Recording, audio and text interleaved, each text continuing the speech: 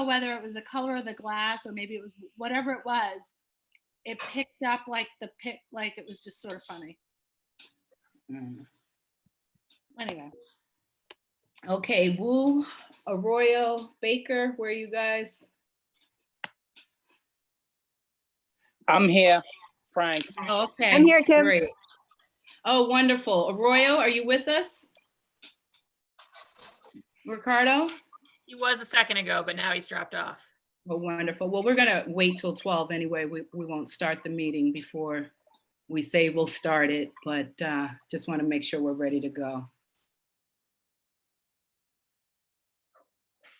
And Carrie, when Ricardo rejoins us, are we otherwise ready to go in terms of sound? Should we do a run through?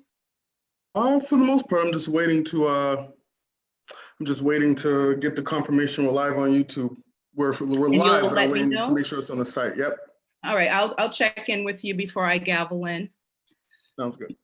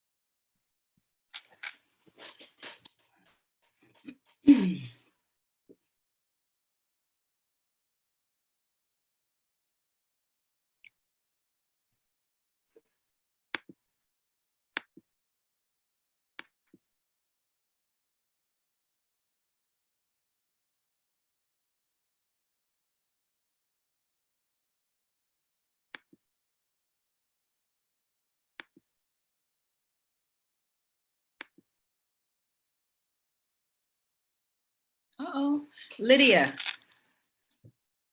Lydia, Yes, what's going on with your picture?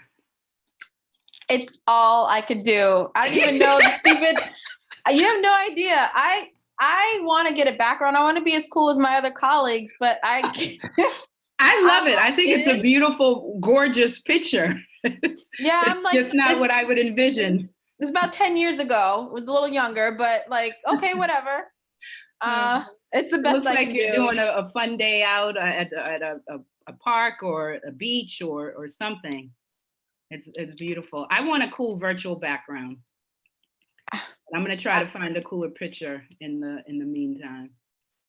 Hey, Ricardo, are you with us? Yeah, I'm here. Oh, okay, wonderful. And so Carrie, at 12 o'clock and whenever you're ready, if you give us the okay, we'll get started. Will do. Okay.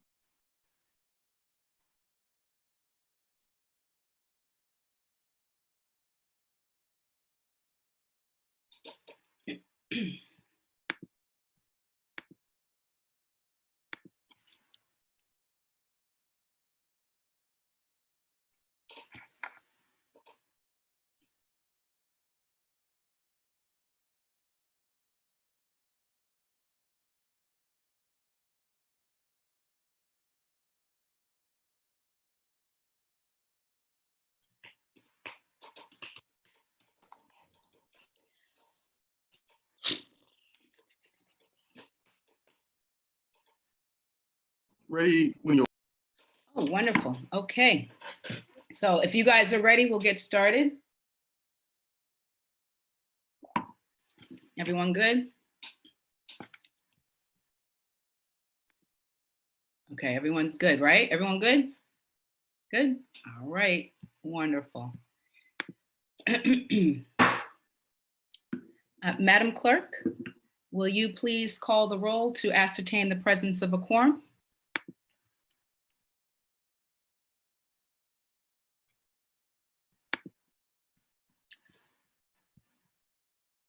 Counselor Arroyo, Present. Counselor Baker, Yep. Counselor Bach, Present. Counselor Braden,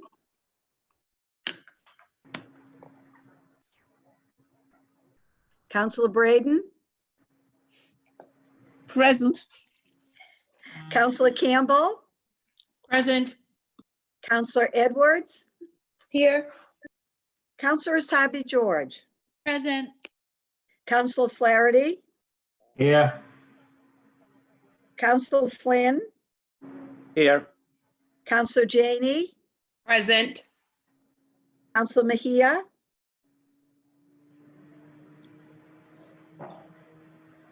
Counselor Mejia,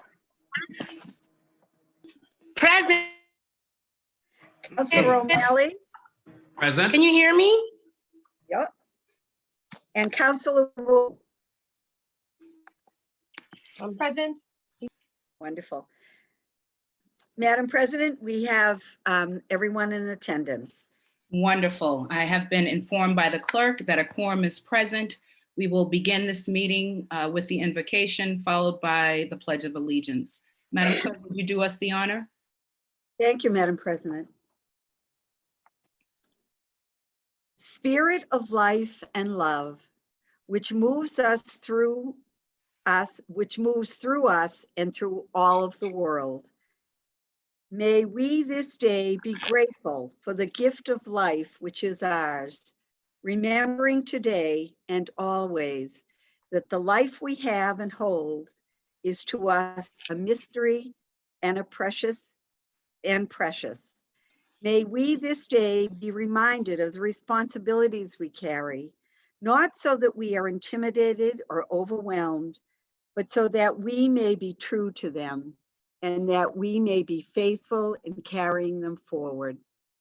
May we this day maintain a sense of perspective, remembering who we are, engaging the tasks at hand, but understanding our limitations, understanding even our own shortcomings. Forgiving ourselves and others if we fall short of perfection. May we this day be inspired, be filled with new breath, be filled with new enthusiasm, be ready to see fresh opportunities and new perspectives, unnoticed avenues for action and resolution. And may we this day remember these virtues that bless our lives and bless the lives of others. The virtues of caring and concern, the virtues of honesty and respect, the virtues of charity, industry, and patience. And may the members of this Boston City Council maintain a sense of their calling, remembering that they are invested here with honor and called to a wider vision of the world, a world made more fair, more just, more equitable by their efforts. Amen. Amen. Thank you. Welcome. I pledge allegiance Allegiance to the to the flag flag of the United States of America and to the and republic for which it stands, one nation, under God, indivisible, with liberty and justice for all. Thank you so much, Madam Clerk, for that very inspiring and timely message. Before we dive in, I want to recognize that today, April 15th, is One Boston Day. One Boston Day was established by Mayor Walsh on the first anniversary of the Marathon bombing, and it serves as a timely reminder for all of us to stand united during this very difficult time. I also want to take a moment just to lift up our medical personnel and our low-wage workers, our first responders, our elderly, our families who have lost loved ones during this pandemic, We see you, we support you. I also want to highlight that it's been 100 days since the beginning of our new term. And I just want to take a moment to give a shout out to our newest members, Councilor Arroyo, Councilor Bach, Councilor Braden, and Councilor Mejia. You guys have been amazing additions to this body, and I'm really grateful for your leadership. I know this is new territory for all of us, and so I want to thank all of my colleagues, not just the newbies, but all of us, all of you for your leadership during this difficult time. So thank you. And now we will move on to the first order of business, which is the approval of the minutes. And if there are no corrections to be made, the minutes of the last meeting will stand as approved. Seeing and hearing no objections, the meetings are so approved. We will now move on to communications from His Honor the Mayor. Madam Clerk, if you could please read docket 0628 through 0632, that would be great. Thank you, Madam President. Docket 0628, message and order authorizing the City of Boston to accept and expend an amount of $17,437,636 in the form of a grant for the federal FY20 Community Development Block Grant, known as CDBG, awarded by the United States Department of Housing and Urban Development to be administered by the Department of Neighborhood Development. The grant will fund housing, economic development, fair housing, and human services programs. Docket number 0629, message and order authorizing the City of Boston to accept and expend an amount of $10,257,948 in the form of a grant, the CDBG 20 CARES, awarded by the United States Department of Housing and Urban Development to be administered by the Department of Neighborhood Development. The grant would fund programs to help alleviate housing and economic crisis conditions caused by COVID-19. Docket number 0630, message and order authorizing the City of Boston to accept and expend an amount of $5,871,574 in the form of a grant for the federal FY20 Home Investment Partnerships, awarded by the United States Department of Housing and Urban Development to be administered by the Department of Neighborhood Development. The grant will fund housing services. Docket number 0631, message and order authorizing the City of Boston to accept and expend an amount of $5,195,210 in the form of a grant from the FY20 Emergency Solutions Grant COVID-19 Supplement, awarded by the United States Department of Housing and Urban Development to be administered by Neighborhood Development. The grant would fund special activities to prevent, prepare for, and respond to the coronavirus pandemic among individuals and families who are homeless and receiving homeless assistance.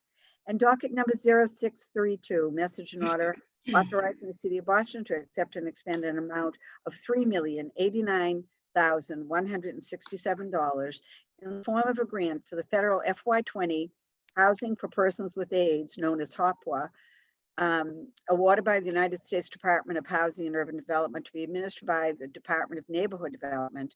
The grant would fund rental assistance and supportive services for persons with HIV/AIDS. Thank you so much, Madam Clerk. Dockets 0628 through 0632 will be referred to the Committee on Housing and Community Development. Madam Clerk, could you please read docket 0633? Thank you.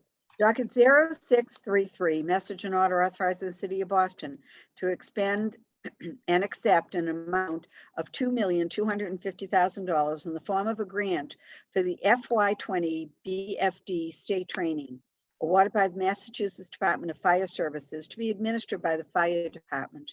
The grant would fund the Boston Fire training and academy activities. Thank you so much, Madam Clerk. The chair recognizes Councilor Campbell. Councilor Campbell, you have the floor. Thank you, Madam President, and thank you, Madam Clerk. I'm seeking suspension. I was about to say I'm rising to seek suspension of the rules. I'm sitting and seeking suspension of the rules and passage of docket 0633. I know it's a rather large grant.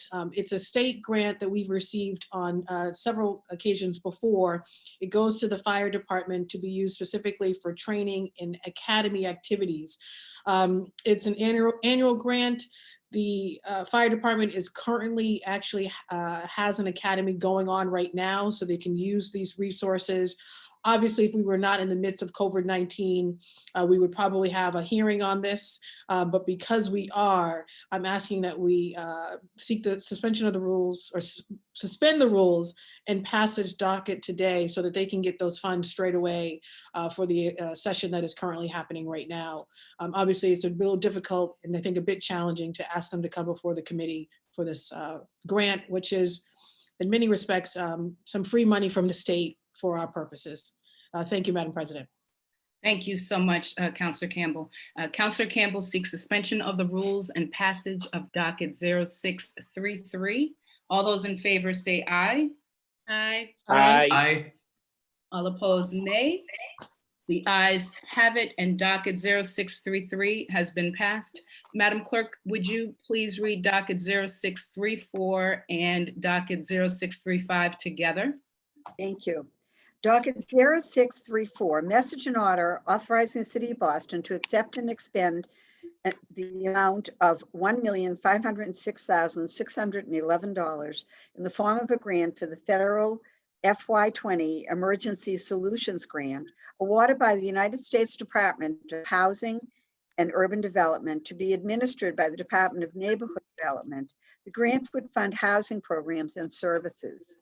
Docket number 0635, message and order authorizing the City of Boston to accept and expend an amount of $449,562 in the form of a grant for the HOPWA A20-CARES awarded by the United States Department of Housing and Urban Development to be administered by the Department of Neighborhood Development.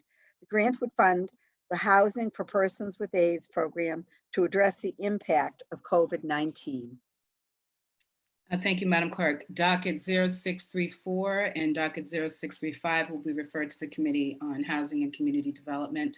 We'll move on to docket 0636. Docket number 0636, message and order authorizing the City of Boston to accept and expend an amount of $286,860 in the form of a grant for the Senior Companion Program known as SCP.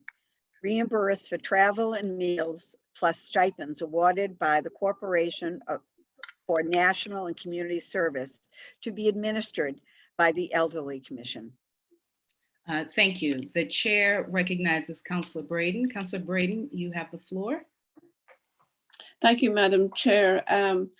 I ask, this is very helpful funds to be used as soon as possible in this crisis because we have so many of our elders are isolated at home, and the services of the Elder Commission are greatly needed at this time. So I would ask for suspension of the rules to pass this, to accept this grant and put it to use as soon as possible. Thank you so much. Councillor Braden seeks suspension of the rules and passage of docket 0636. All those in favor say aye. Aye. Aye. All opposed, nay. The ayes have it, and docket 0636 has been adopted. Thank you. Madam Clerk, could we move on to docket 0637? Docket 0637, message and order authorizing the City of Boston to accept and expend an amount of $237,500 in the form of a grant for the FY19 State Hazmat awarded by the Massachusetts Department of Fire Services to be administered by the Fire Department. The grant would fund additional supplementary goods and services for the Fire Department's Hazmat Division. Thank you so much. The chair recognizes Councillor Campbell. Councillor Campbell, you have the floor. Thank you, Madam President. I seek suspension of the rules and passage of docket 0637. It's a state grant again. We've received this in the past, but due to COVID-19, we obviously want to get this money in the hands of our public safety agencies as soon as possible. In this particular instance, the fire department. It's a grant for the hazmat division, which is obviously absolutely relevant right now. This includes handling hazardous funding to allow us to better handle hazardous materials, goods and services, including PPE and other safety equipment. And so at this time, I seek suspension of the rules and passage of this docket. Thank you, Madam President. Thank you so much. Councillor Campbell seeks suspension of the rules and passage of docket 0637. All those in favor say aye. Aye. All opposed, nay. The ayes have it, and docket 0637 has been passed. We will now move on to matters recently heard for possible action.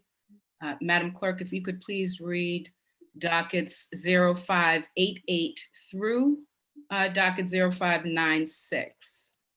Thank you, Madam President. Docket 0588 through 0590.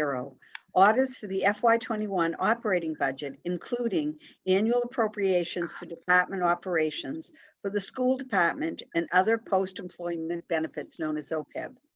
Docket 0591 through 0592.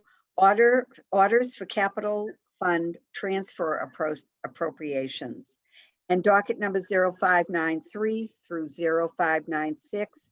Orders for the capital budget, including loan orders and lease purchase agreements. Thank you so much. The chair recognizes Councillor Bach, the chair of Ways and Means. Councillor Bach, you have the floor. Thank you, Madam President. Yes, on Monday and Tuesday of this week, we held our introductory hearings on the mayor's proposed FY21 budget. I want to thank all of the council for attending, both on Monday and Tuesday. So on Monday, we heard an introductory overview from Administration and Finance, and we delved into revenue, particularly on the property tax side with the assessing department.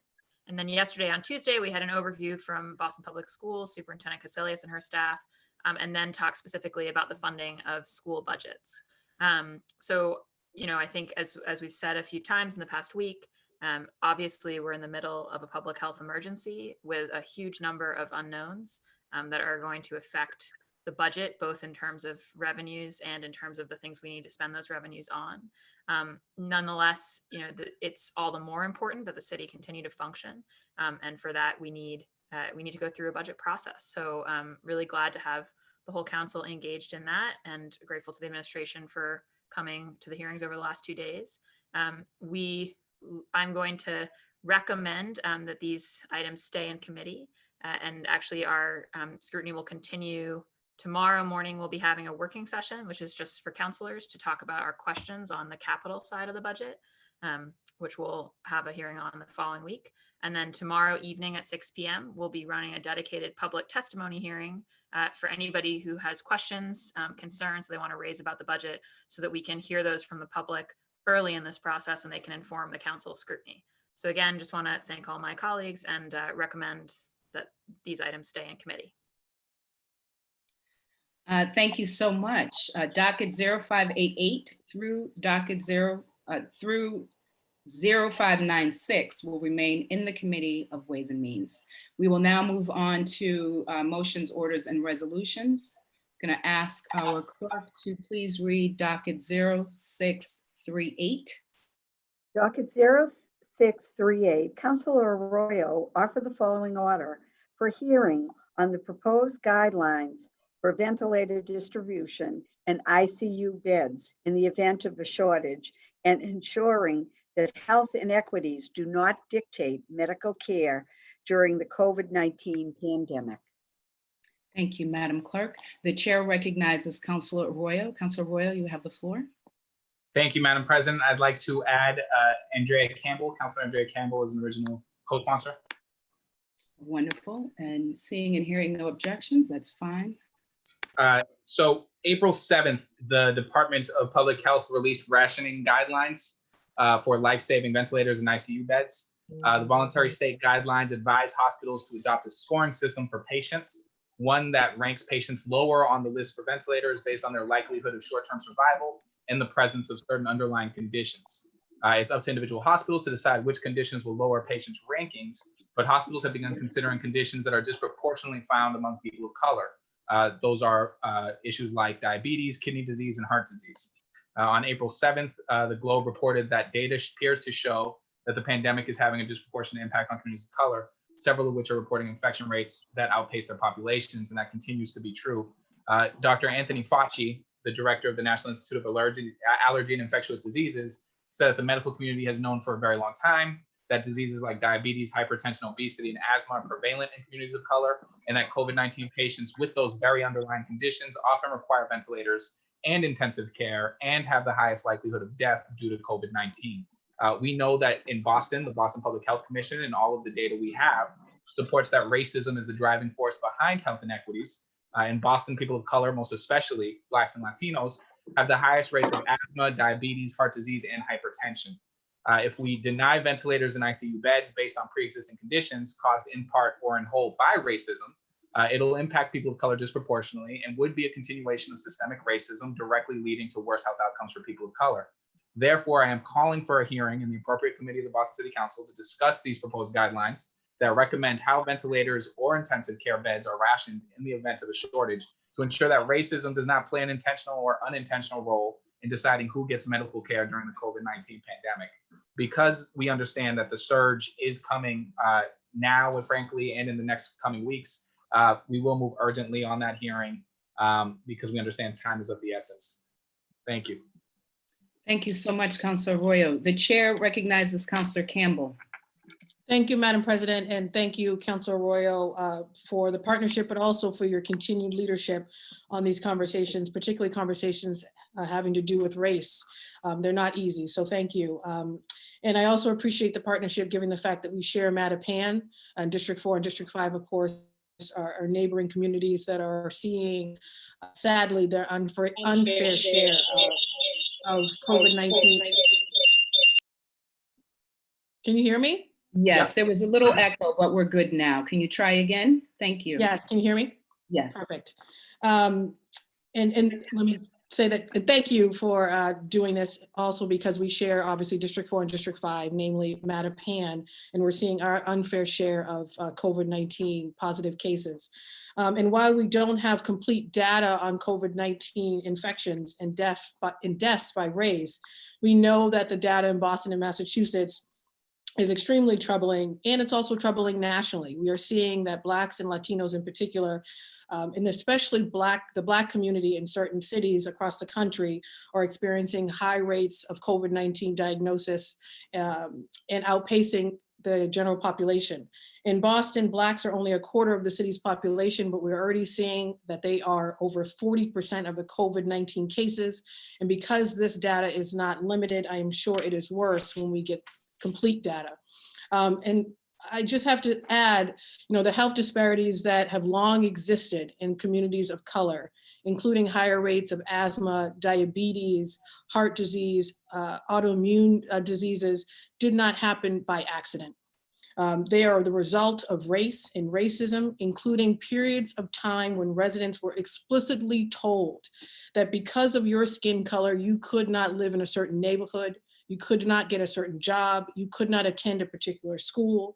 As a result of this marginalization, oppression, and exclusion, these communities have suffered tremendous devastation, including economic hardship, poverty, and health disorders, health diseases, and of course, death. These pre-existing conditions not only make people of color more likely to contract the virus, but they're more likely to require these life-saving ICU beds and ventilators. So as we look to address and eradicate these inequities, we cannot then say we are colorblind. That will not work. And I think one of the things we've been hearing with respect to these guidelines is that we're not taking race into consideration. That's a total mistake. As uncomfortable as it might be for those in power and government to incorporate race into these conversations, we must do so. We must use a racial equity and resiliency lens.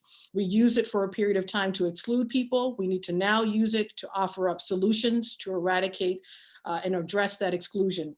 And this hearing, while I'm excited to have it with you, Councilor Arroyo, is an opportunity for the public to hear more about these guidelines, to ask who informed them, who was at the table.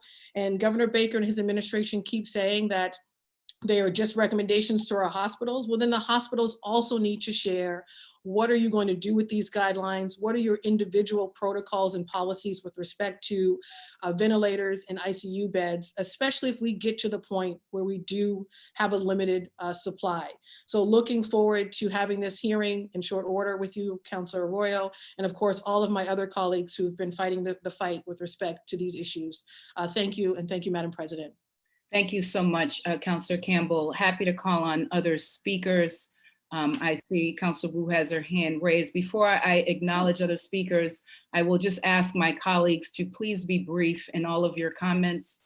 I know that we are all passionate and care deeply about these issues, and that is a very important issue. So I'm really grateful that Councilor Arroyo and Councilor Campbell are bringing it forth, but I am going to ask everyone to be mindful to be brief with their time as we call on speakers.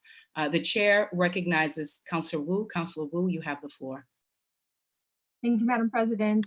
I just wanted to briefly thank the sponsors of this and make sure that we are highlighting the ways in which every pre-existing inequity, every issue that we were fighting for and to address prior to COVID has now been made more intense, life or death stakes by this pandemic. And certainly we see that when it comes to health disparities and the housing stability disparities and so many more. So please add my name to this docket. I just wanted to make sure that we are connecting explicitly all the other issues, including climate change, including transportation, that also feed into economic instability, that feed into why our communities of color are being hit hardest with this on the public health side and on the economic side.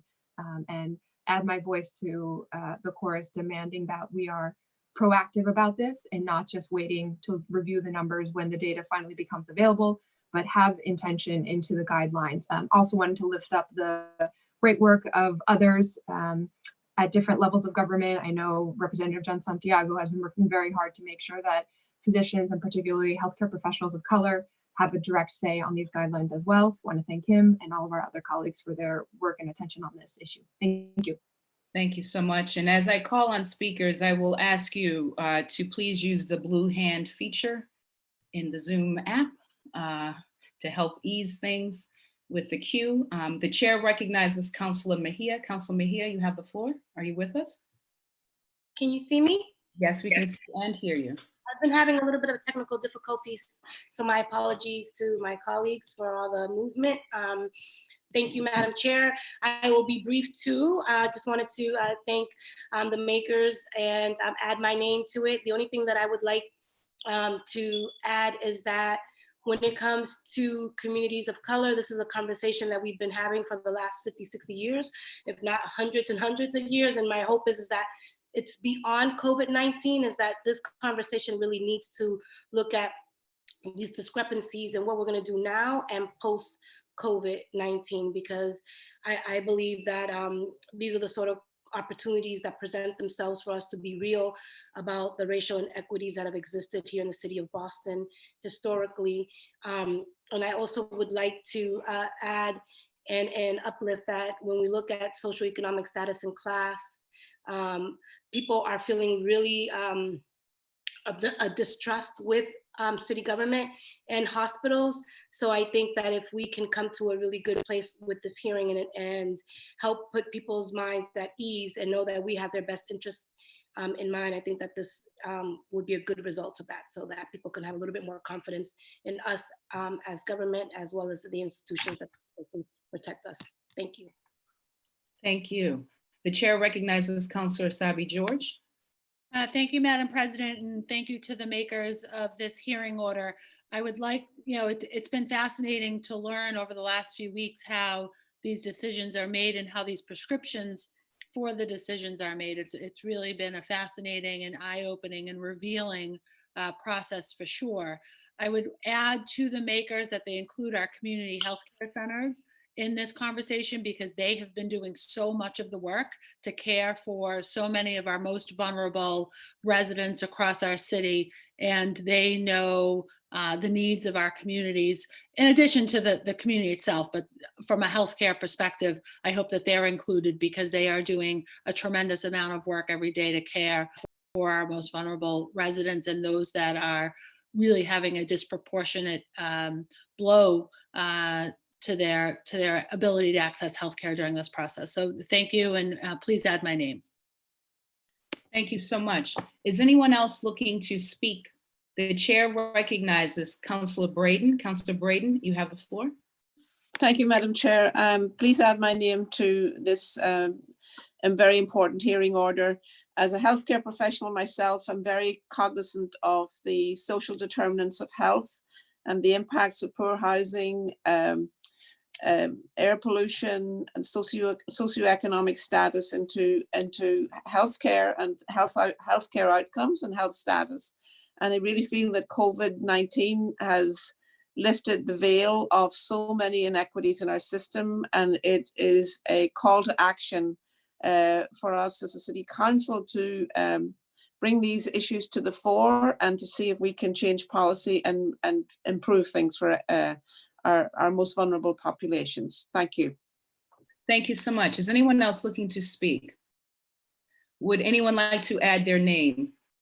Madam Clerk, if you could please add Councillor Bach, Councillor Flynn, Councillor O'Malley, Councillor Braden, I think you have, Councillor Flaherty, Councillor Edwards, I believe you have Councillor Sabi George and Councillor Mejia. Please also add Councillor Wu and the chair. Docket 0638 will be referred to the Committee on Public Health, and we will now move on to docket 0639. Docket 0639, Councilor Flynn offered the following resolution supporting our immigrant communities during the COVID-19 pandemic. Thank you. The chair recognizes Councilor Flynn. Councilor Flynn, you have the floor. Thank you, Madam President. Madam President, may I add Councilor Edwards as an original co-sponsor to this resolution? Yes, seeing and hearing no objections, Councilor Edwards has been added. Thank you. Please continue. Thank you, Madam President. Madam President, we filed this resolution in support of our immigrant neighbors during this pandemic because our immigrant residents are one of the most impacted populations by COVID-19 pandemic. Many of our immigrant neighbors work in industries deeply affected by the pandemic, such as hotels, restaurants, retail, and have experienced significant losses to their income or jobs because of this crisis. Many immigrants work in jobs that are on the front line of the pandemic, not only in hospitals, but also in our grocery stores or doing custodial work that can expose them as well to the virus. There are also existing health disparities that make our immigrant more at risk to suffer from this virus.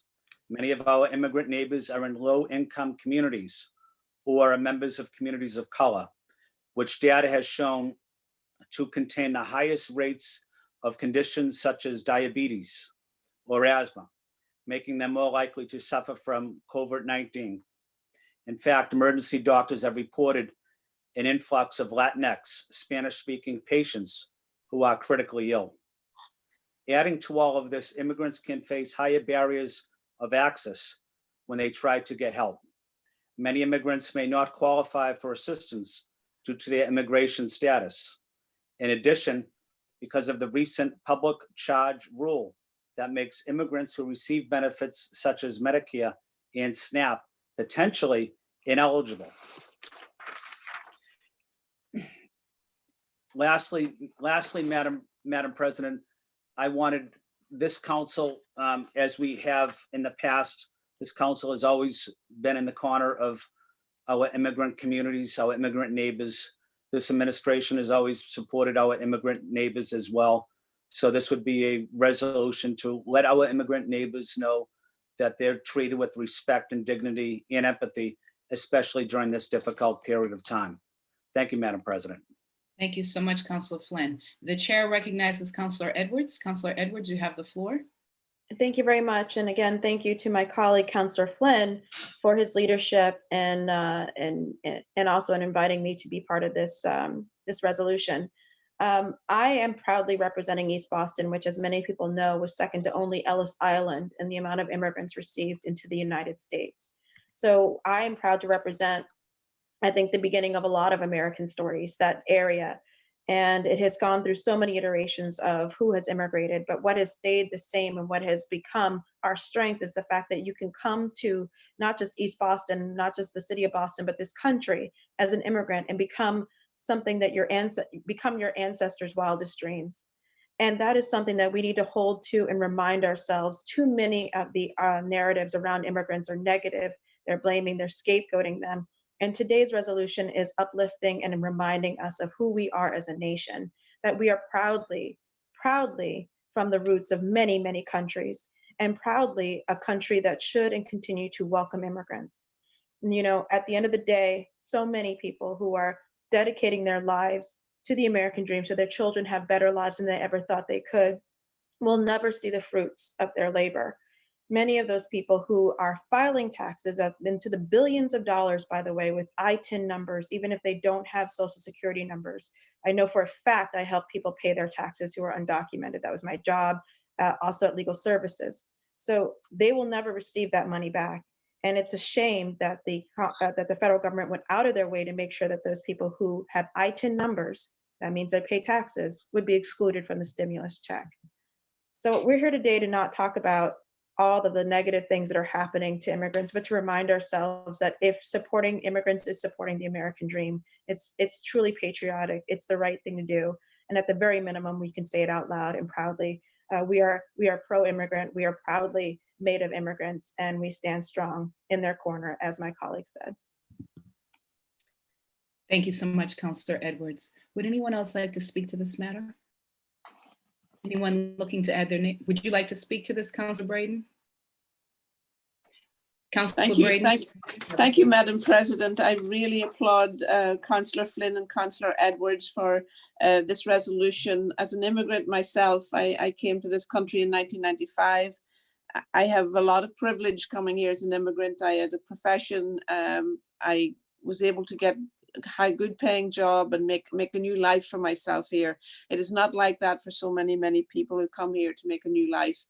Our immigrant population in this city and in this country are essential to our well-being, our economic prosperity, and they need to be treated equally and honored and respected for the contribution that they're making to this country and to this city. So I'm very happy to add my name to this resolution. Thank you.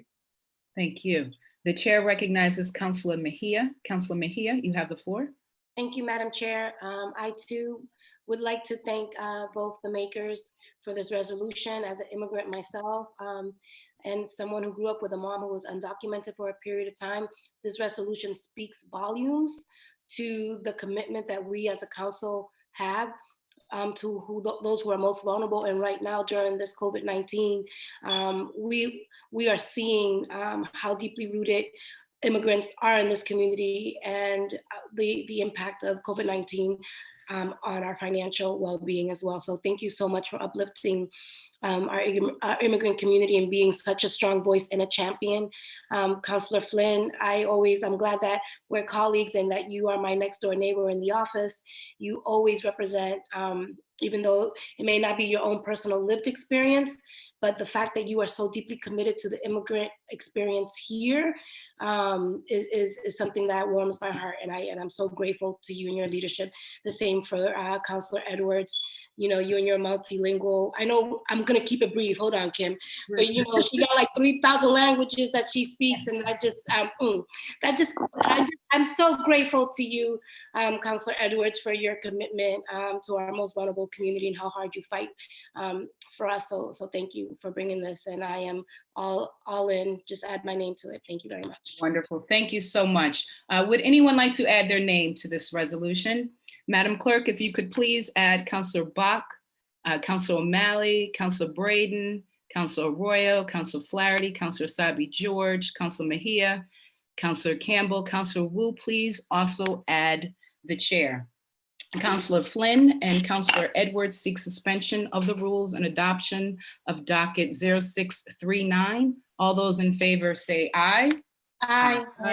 Aye. Opposed, nay. The ayes have it, and docket 0639 has been adopted. Madam Clerk, we'll move on to docket 0640. Thank you, Madam President. Docket 0640, Councilors Mejia and Flynn offer the following order for hearing concerning language access and information parity during the COVID-19 outbreak. Thank you.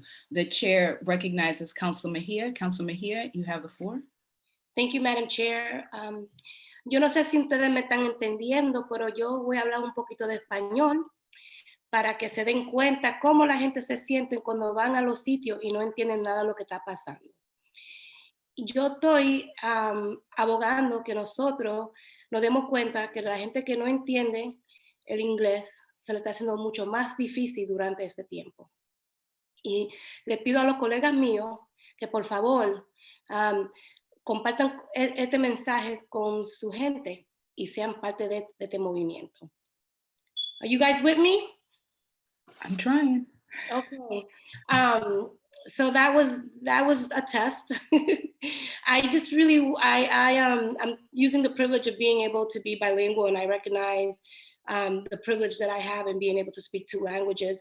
When I first came to this country, it was not a privilege. It was a necessity because I was responsible for translating for my mom and the entire community. I was that kid that everybody brought with them everywhere. And that is the case in what we're seeing here during COVID-19, is that there are a lot of people here in the city of Boston who are not getting the information that they need in a timely manner. And when information does come out in regards to any relief fund or any resource, it usually rolls out first in English, which I understand.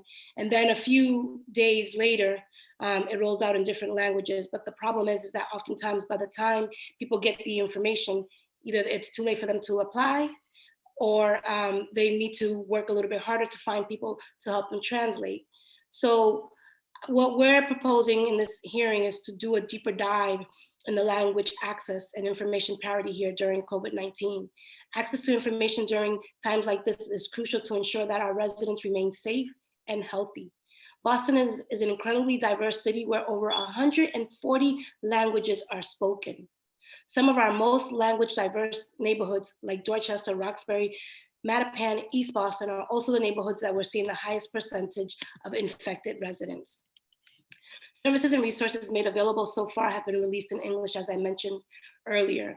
And I think that this is really an opportunity to figure out how we can better support the language access department, whether it be through financial resources or being able to figure out what is the problem here.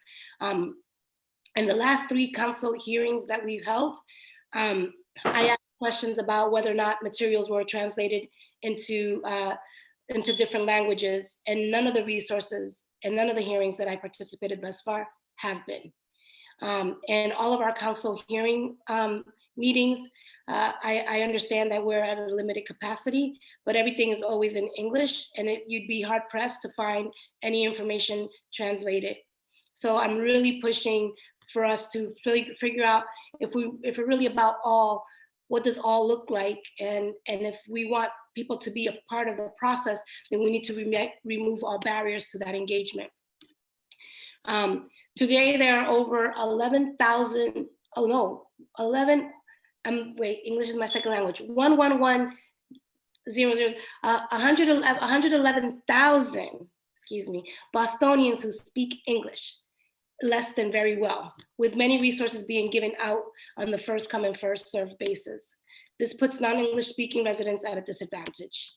This is dangerous for the health of our residents who don't speak English, but the health of all Bostonians.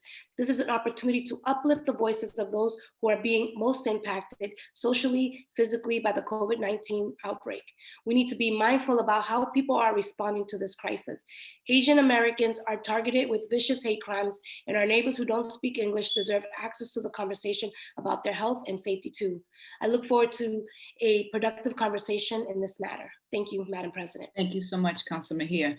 The chair recognizes Councilor Flynn. Councilor Flynn, you have the floor. Thank you. Thank you, Council President. Council President, I also want to say thank you to Councilor Mejia for her work on language access issues. I know this body has also worked tirelessly with the mayor's office on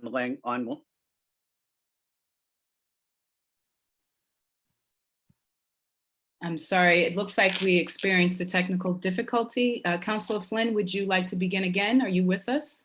Yes, I am. Thank you, Madam President. I want to say thank you to Councilor Mejia for her work on this issue. I also want to thank my city council colleagues for their tremendous work on this issue as well. Mayor Walsh and his team have also worked hard on language access issues. It's critical that we continue to communicate our message in languages other than English and other languages as well. I represent a large immigrant community. Many of them don't speak English. Many of them speak Cantonese or Mandarin or Spanish. And I try to, through my staff, I'm lucky to have people on my staff that do speak Spanish, Cantonese, and Mandarin. And we have worked closely with the mayor's office in trying to translate, especially on social media, translate documents or messages so that our Cantonese or our Mandarin or our Spanish-speaking population can understand. But progress has been made, but there's more work that we need to do. When you communicate in languages other than English, it does show respect to people that don't speak the language. It means that they're included, that they're important, that they are counted. And so this is probably the issue I've focused mostly on, or the most time on, I should say, as a city councilor, is language access. And again, I want to say thank you to my colleagues for their tremendous work on this issue. And Councilor Wu has also been a strong supporter of this as well. Looking forward to working with Councilor Mejia and my colleagues on language access issues. Thank you, Madam President. Excuse me. Thank you. I will now call upon my colleagues who want to make very brief statements. Anyone? Anyone looking to, Councilor Bach, would you like to make a brief statement? The chair recognizes Councilor Bach. Thank you, Madam Chair. I just wanted to say briefly, I think this is such an important issue. I think that it has come up again and again throughout this crisis, but we saw it even before this crisis. And a city of Boston that represents folks who speak other languages really needs to be doing everything we can to make our forms available, to make all the information the city's pushing out available, and also to be able to receive the comments and perspectives of the public in other languages. And so I just wanted to say that I'm very grateful to the council president for agreeing that we're going to be able to make resources available in the budget process, so that anybody who comes and testifies in the budget process in their own language or submits written comments in their own language, we will get that translated for the whole council. So obviously it's not, people can bring a friend if they want to make simultaneous translation happen. It's not yet the resources of simultaneous translation for everyone all the time, but it's really important to me as the chair of Ways and Means to commit to the fact that if someone wants to comment on our city budget in their own language, they can do that and we will make it available to the council. So I just wanted to thank the council president for that and commend the makers of this hearing order. Thank you. If there are no other speakers, anyone else looking to speak? Yes, I see you both. The chair recognizes Councilor Wu. Councilor Wu, you have the floor. Thank you, Madam President. I had pressed my blue hand before, so I was afraid that you always give this disclaimer right before I'm about to speak. So I will be extra brief. I just wanted to say thank you to the sponsors, and also that I have heard each of them say again and again what I hope we continue to recognize through this, which is that it's not just enough even to provide the direct translation and interpretation. We truly have to have culturally competent, culturally sensitive, and responsive content in outreach as well. And I know that's among their top focuses anytime I've seen either of them in spaces. So just wanted to add my name and gratitude. Thank you. Thank you so much. The chair recognizes Councilor Braden. Councilor Braden. I'd just like to add my name to this hearing order and commend the makers for this initiative. It's extremely important to have improved language access. We're seeing the limitations of what we're doing right now in the midst of this crisis, but it's a call to action to improve the situation. Thank you. Thank you. At this time, we will see who would like to add their name by a show of hands. Madam Clerk, if you could please add Councilor Bach, Councilor O'Malley, Councilor Braden, Councilor Sabi George, Councilor Edwards, Councilor Flaherty, Councilor Wu, Councilor Campbell, and please also add the chair. Docket 0640 will be referred to the Committee on Civil Rights. We will now move on to docket 0641. Madam Clerk, could you read that into the record? Thank you, Madam President. Docket 0641, Councilor Asabi George offer the following resolution recognizing April as National Arab American Heritage Month. Thank you. The chair recognizes Councilor Asabi George. You have the floor. Thank you, Madam President. I am pleased to say that April is National Arab American Heritage Month. The contributions of the Arab American community to our country and to the world are endless. I'm seeking suspension of the rules and passage of this resolution, affirming the Arab American community, 80,000 of whom live here in Massachusetts and 7,500 who reside in Boston. Although I think after the census, we may have a better number to reference. I'd like to take this opportunity to make sure that our Boston's Arab American community members do fill out their census so that we can all be counted. I know that for many Arab American families, the census is not so straightforward. According to the current census, Arab Americans have a different race depending on their family's nation of origin, with Lebanese and Egyptian Americans listed under white, while Somali Americans are listed under Black or African American. These categories do not capture the full range of the racial and ethnic diversity of Arab Americans, whose families are from all over the MENA region, meaning the Middle East or North Africa, including Tunisia, which you all know is where my father is originally from. This is not an insignificant issue. There was a Supreme Court case in 1925 that debated whether or not a person from what was then the Turkish Empire and was ethnically Armenian could be naturalized as a free white person, and other case law since continuing this debate. As a result, the census has not entirely caught up to the ethnic and racial diversity and heritage of the Arab American people, or most people for that matter. The Arab American Institute has a campaign called Yalla, Count Me In, and has recommendations for Arab Americans on how to fill out the census. I urge every Arab American to not only check out the Arab American Institute and their campaign, but to fill out the census as we celebrate our whole diverse community this month. Thank you. Thank you so much. Is anyone looking to speak to this matter or add their name? Show of hands if you'd like to add your name.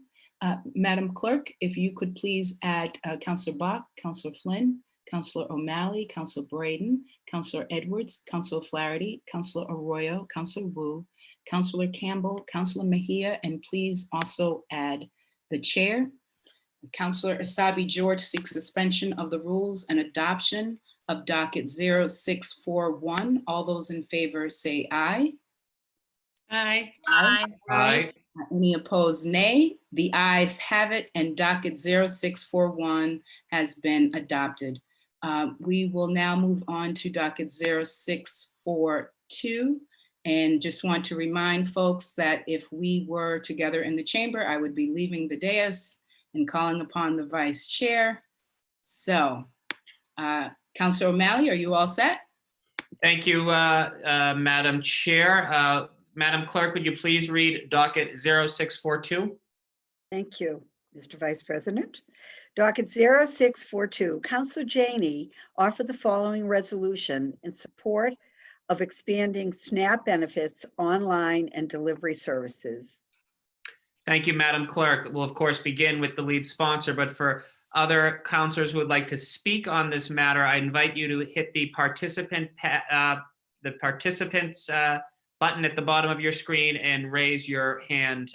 But we will begin, of course, with the lead sponsor. The chair recognizes the council president. Councilor Janey, you have the floor. Thank you, Mr. Chair. Before I begin, I would like to add Councilor Bach as an original co-sponsor. Hearing no objection, she is so added. I appreciate you. Thank you. It has been just over a month since Governor Baker issued a state of an emergency order in response to the COVID-19 outbreak. In the weeks since, our city's residents and institutions have had to re-examine ways in which they carry out basic everyday activities and operations. The current circumstances have forced residents to be creative, innovative, and flexible in order to both access and provide critical resources and services. Unfortunately, our federal partners have not adequately stepped up to meet the challenges associated with this crisis. And when I say federal partners, I want to be really clear, I'm talking about the White House. Not our amazing senators or congressional leaders. Policymakers and public health officials have urged everyone to stay at home to avoid spreading or exposing themselves to the virus.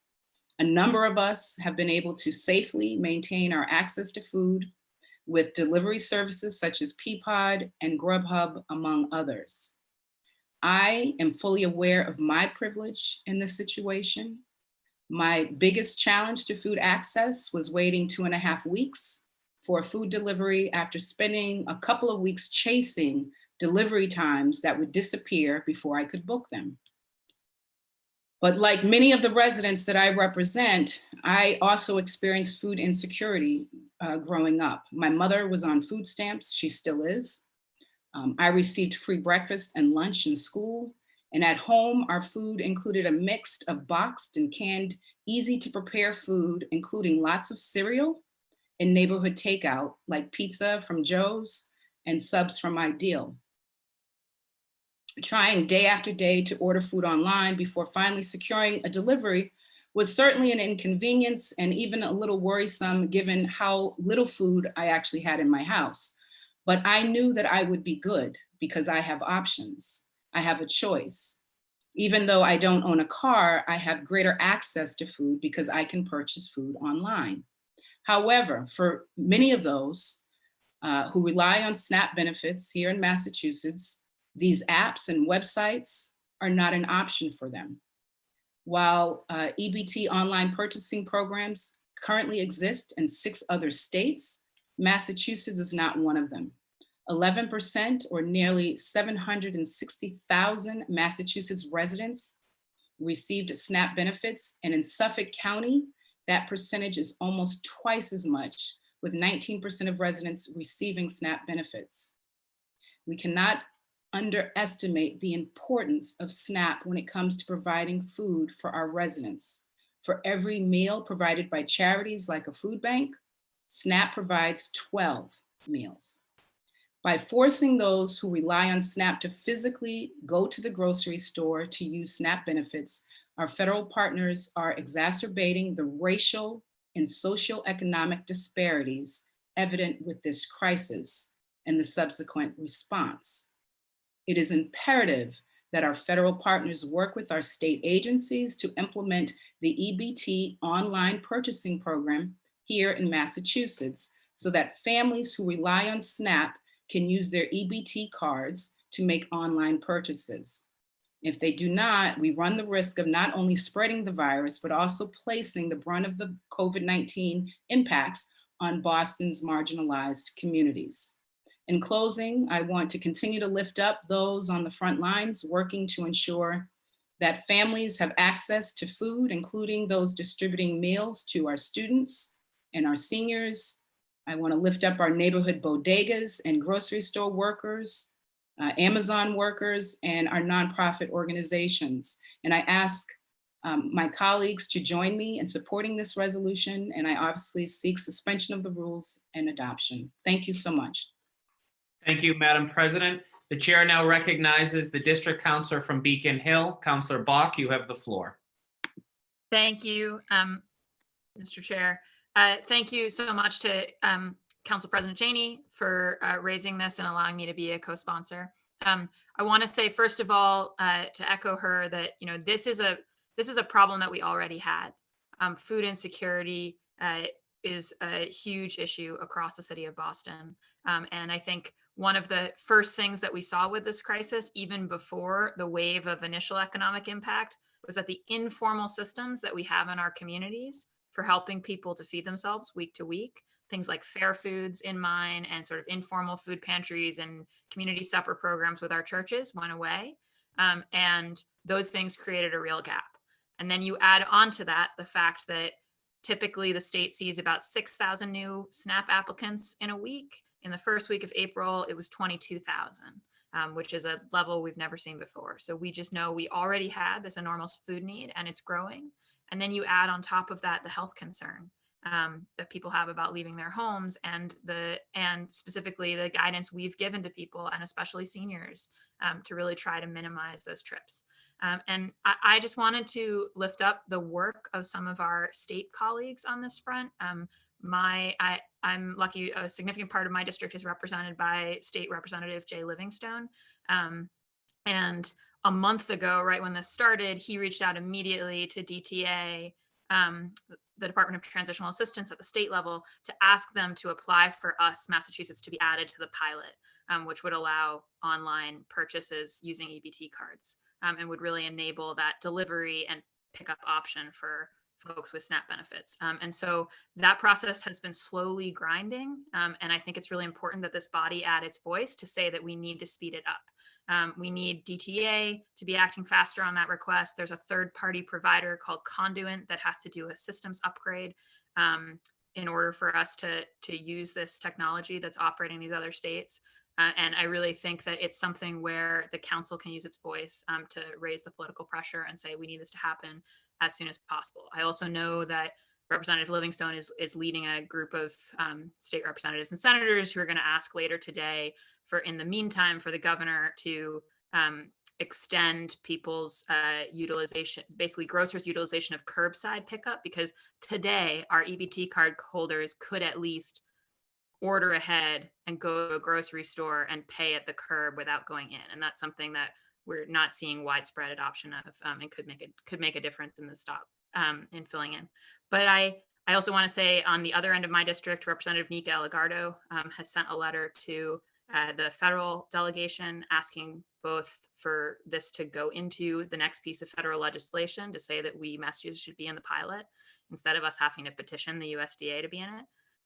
And also calling on the federal government to fully fund the implementation of the systems upgrade we need for this. So I list all those things to say that I think this is really a city, state, and federal joint effort, and it needs to be, and also that there are a bunch of very specific asks.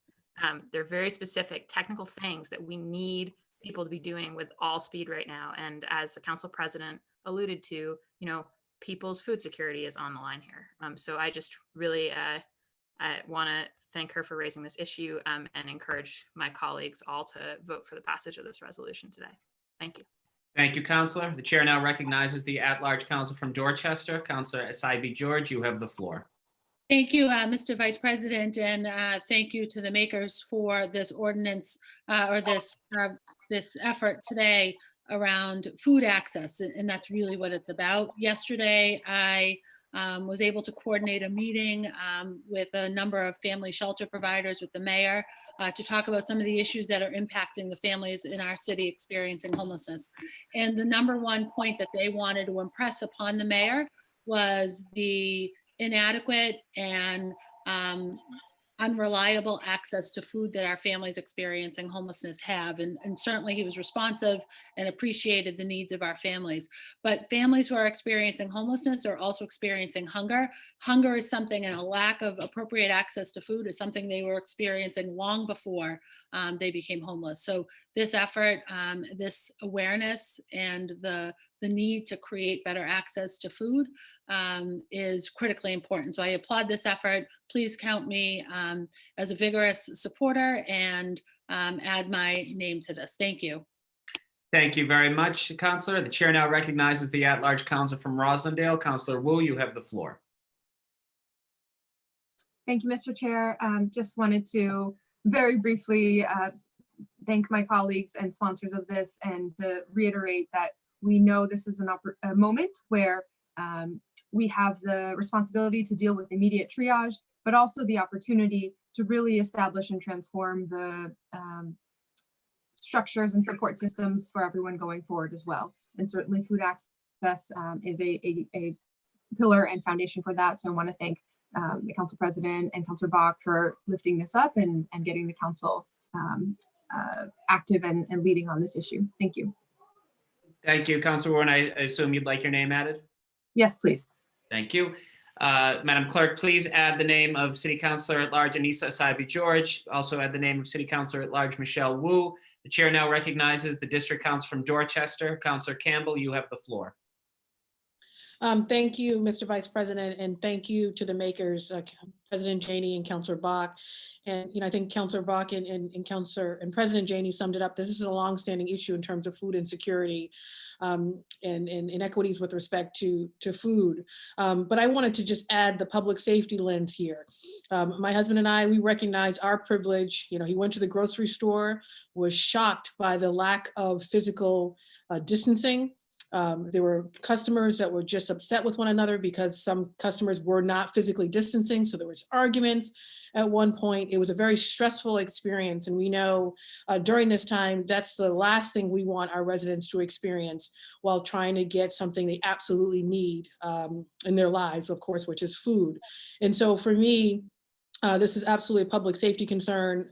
There are ways in which we can and should be expanding delivery, food delivery services. Curbside, like you said, is definitely another option that people are using. You order through an app, your laptop, you drive up, they put it in your trunk, you go home. These options should absolutely be available to everyone in the city of Boston.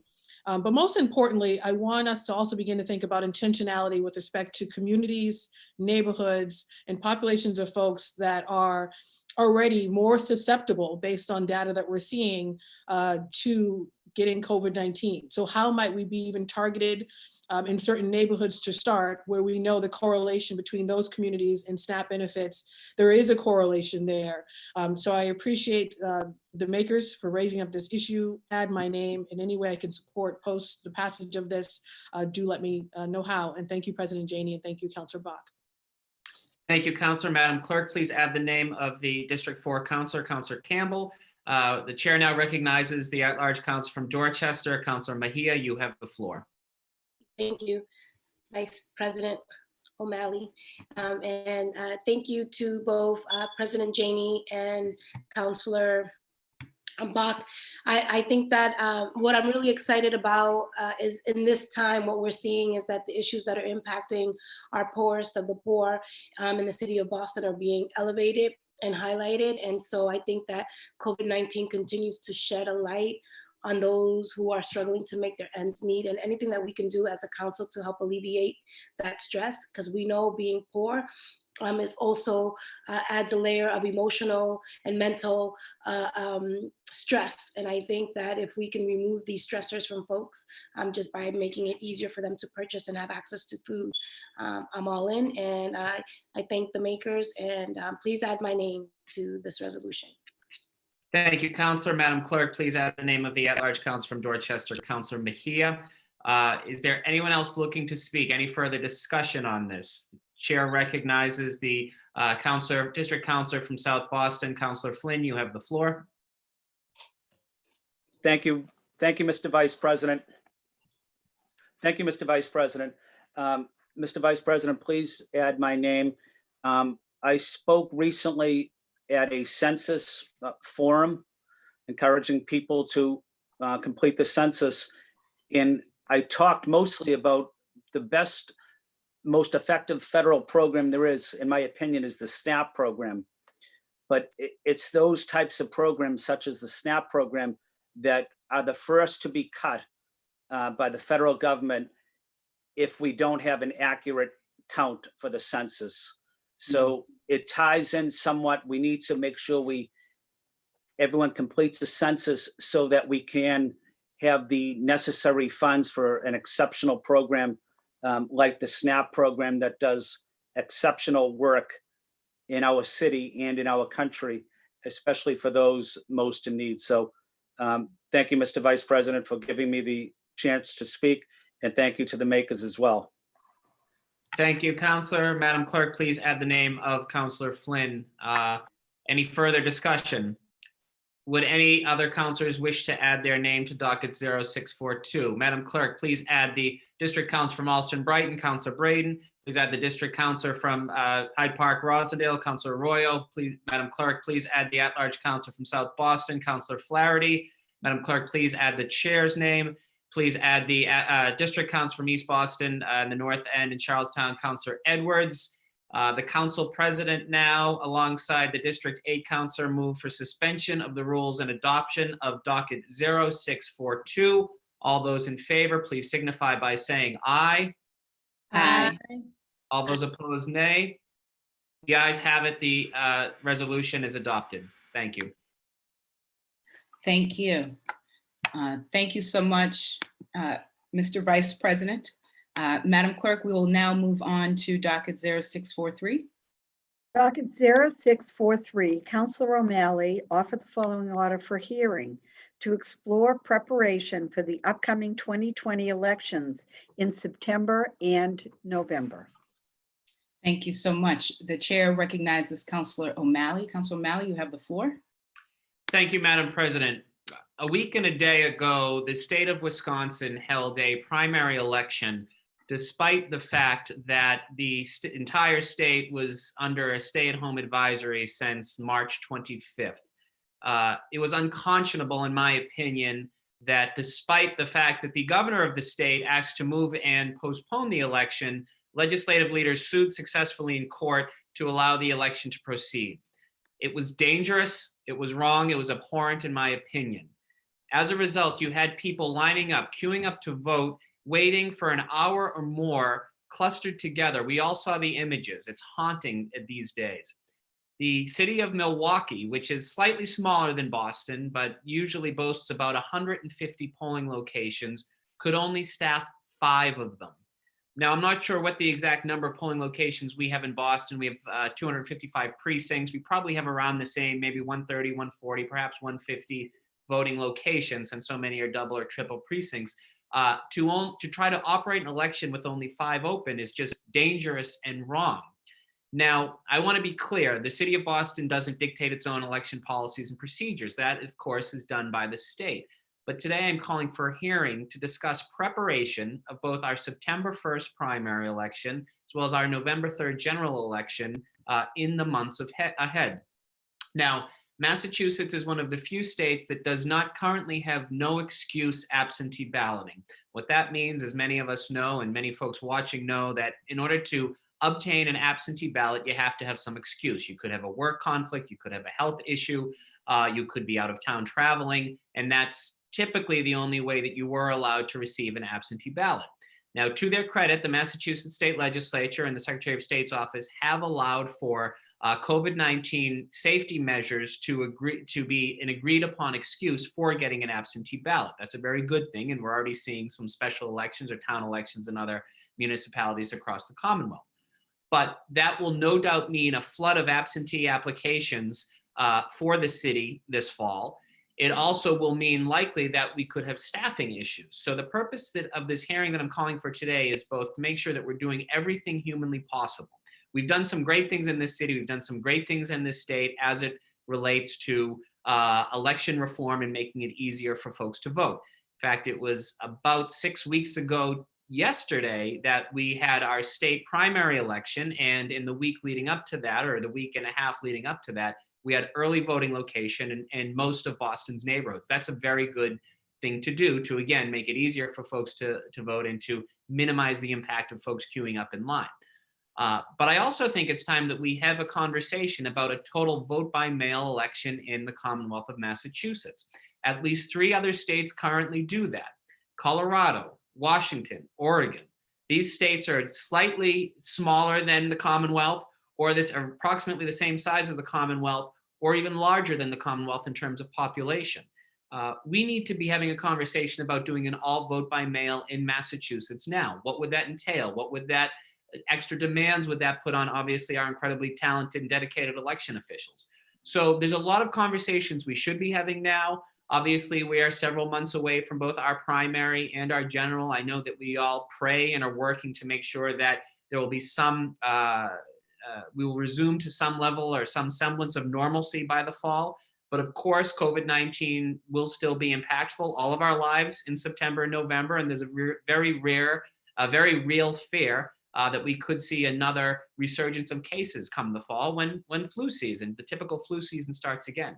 So I'm asking for a hearing today that we will schedule in the not too distant future. It's obviously crucial that we have state folks here and obviously folks from the Secretary of State's office, but also we include our own elections officials. And let's see what we need to do to make sure that we are adequately prepared, what to do to make sure that we can offer and guarantee the highest levels of safety for our voters and for our residents and for our clerks here in Boston. And let's have a real conversation about doing a statewide vote by mail election, what that would entail, what preparations we need to make now, how we could do that, and what it would take. Appreciate this opportunity. Obviously, this is a very, very important issue, and I think it again underscores how so much of what we're doing as it relates to safety, housing, education, the economy, does have ramifications. In order to make sure that we can protect our residents, which at the basic level is what we are all trying to do each and every day, we want to make sure that we can offer them an opportunity for a safe election to do their civic duty and to continue with their civic engagement. Thank you, Madam President. Thank you so much, Councilor O'Malley. Would anyone else like to speak? I'm seeing a show of hands. The chair recognizes Councilor Asabi-George. Other folks looking to speak, please raise your blue hand. Councilor Asabi-George, you have the floor. Thank you. Thank you, Madam President. I want to commend the maker on this hearing order. It is crucial that we maintain democracy as much as possible, even during a time of crisis. Councilor O'Malley mentioned Oregon as the first state in the nation to conduct all statewide elections entirely by mail in the late 90s. And there you don't have to ask for a ballot. It just arrives in your mailbox. For the 2016 general election, 80% of the state's voters turned out compared to 65% of Massachusetts. And in the 2016 primary election, 50% of Oregon voters turned out compared to 43% here. Oregon is approximately 10 to 20% more, has 10 to 20% more voter participation in any election compared to what we have here in Massachusetts. And to use this as the example, we know that there's also a higher rate of registered voters, 34 and under. So we talk about engaging that young voter, and that Oregon has been able to do that more than many, many states in the country. We've seen how COVID has certainly impacted other states' primary elections, and we, as much as we love Election Day and that Election Day experience, I fully support any effort that this body can make, and look forward to this hearing sponsored by Councilor O'Malley to make sure that we have a conversation about alternate voting methods here in the city of Boston and hopefully in the Commonwealth. Please add my name, and I look forward to this hearing and this conversation, and to change the way that we proceed in our elections going forward. Thank you, Madam President. Thank you to the maker. Thank you so much. The chair recognizes Councilor Mejia. Councilor Mejia, you have the floor. Hi, yes, thank you, Madam President, and I applaud the maker, Councilor O'Malley. As someone who won by one vote, I definitely understand the importance of democracy and elections, and making sure that people are civically engaged. I'd also would like to lend my support and sign on to this hearing, and would also like for us to think about as we proceed is to ensure that the ease of this is also accessibility in terms of language, and that people who traditionally aren't voters, also that we make an extra effort to ensure that they're engaged in the process as well. Thank you. Thank you. The chair recognizes Councilor Braden. Councilor Braden, you have the floor. Thank you, Madam President. I'd like to commend Councillor O'Malley for this very important hearing order. As a fairly new citizen, I became a citizen in 2008, and my first election was to vote for President Obama, and it was a very, very proud and emotional moment. This is going to be probably one of the most important elections in our lifetime. There are some very important issues at stake, and it's really important to ensure that all those eligible to vote have easy access to the ballot box. It is absolutely essential. And in the context of the COVID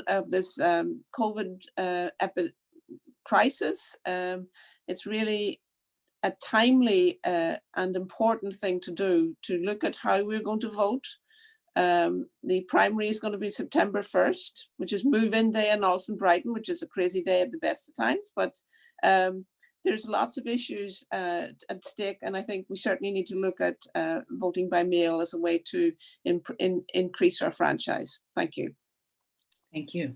The chair recognizes Councillor Arroyo. Councillor Arroyo, you have the floor. Thank you to the maker for bringing this forward. I would just like to ask that USPS be invited to this hearing, and also that we really focus on the fact that as more and more states, including ours, look to move to vote by mail, the struggles of USPS and the attention, or rather lack of attention, given to them by the federal government is in a way, as we talk about voter turnout through mail, an act of voter suppression. And so we really have to look at making sure that USPS gets the funding and the support it needs to be able to conduct the kinds of things we're asking of it, which is a vote by mail campaign. And so I would like to request that they be at this hearing to discuss kind of the practicalities of their needs and the ways in which they can help make this happen. I think it's a fabulous idea. I think it's great. And I commend the maker for bringing it forward. Thank you. The chair recognizes Councillor Campbell. Councillor Campbell, you have the floor.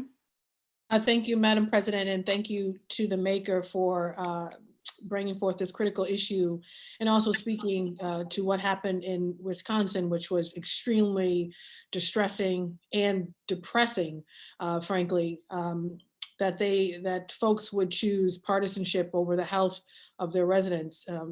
So I am excited to add my name to this and also to participate in the conversation.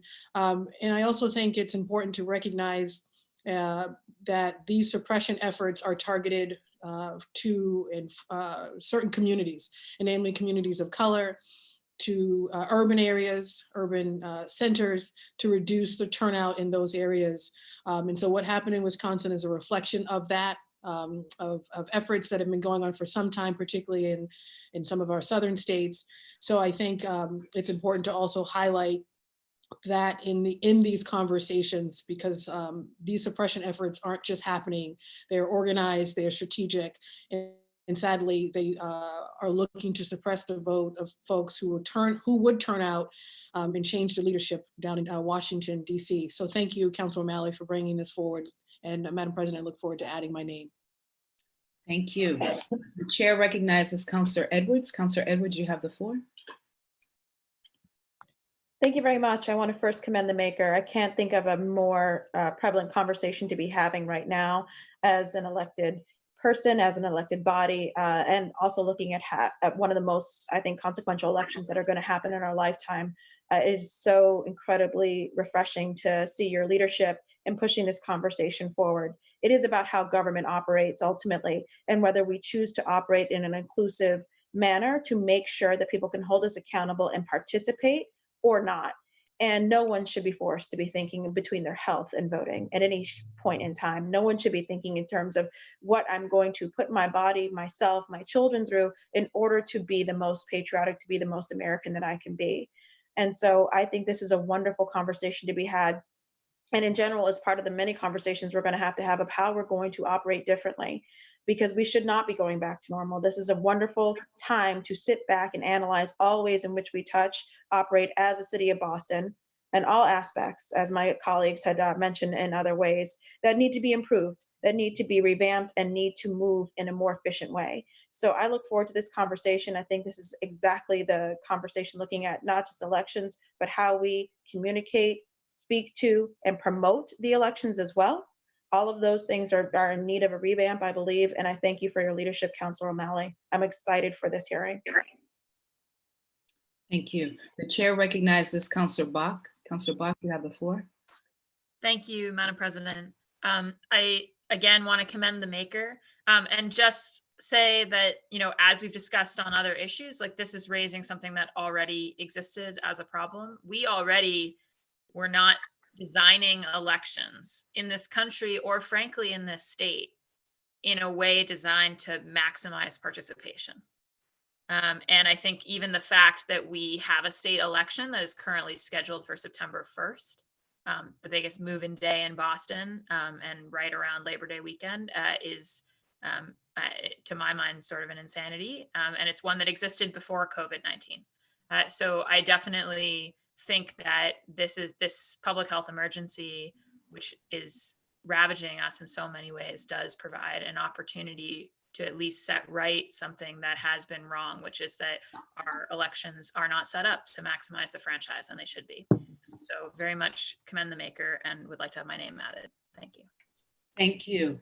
If there are no other speakers, let me also commend the maker for this very important hearing order.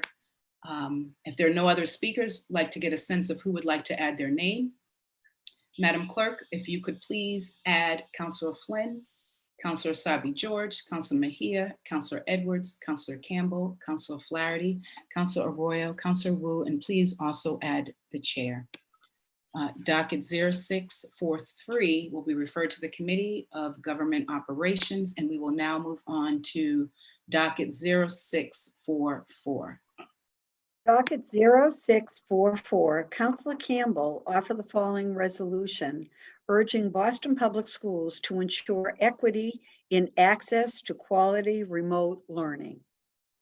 Thank you so much. The chair recognizes Councilor Campbell. Councilor Campbell, you have the floor.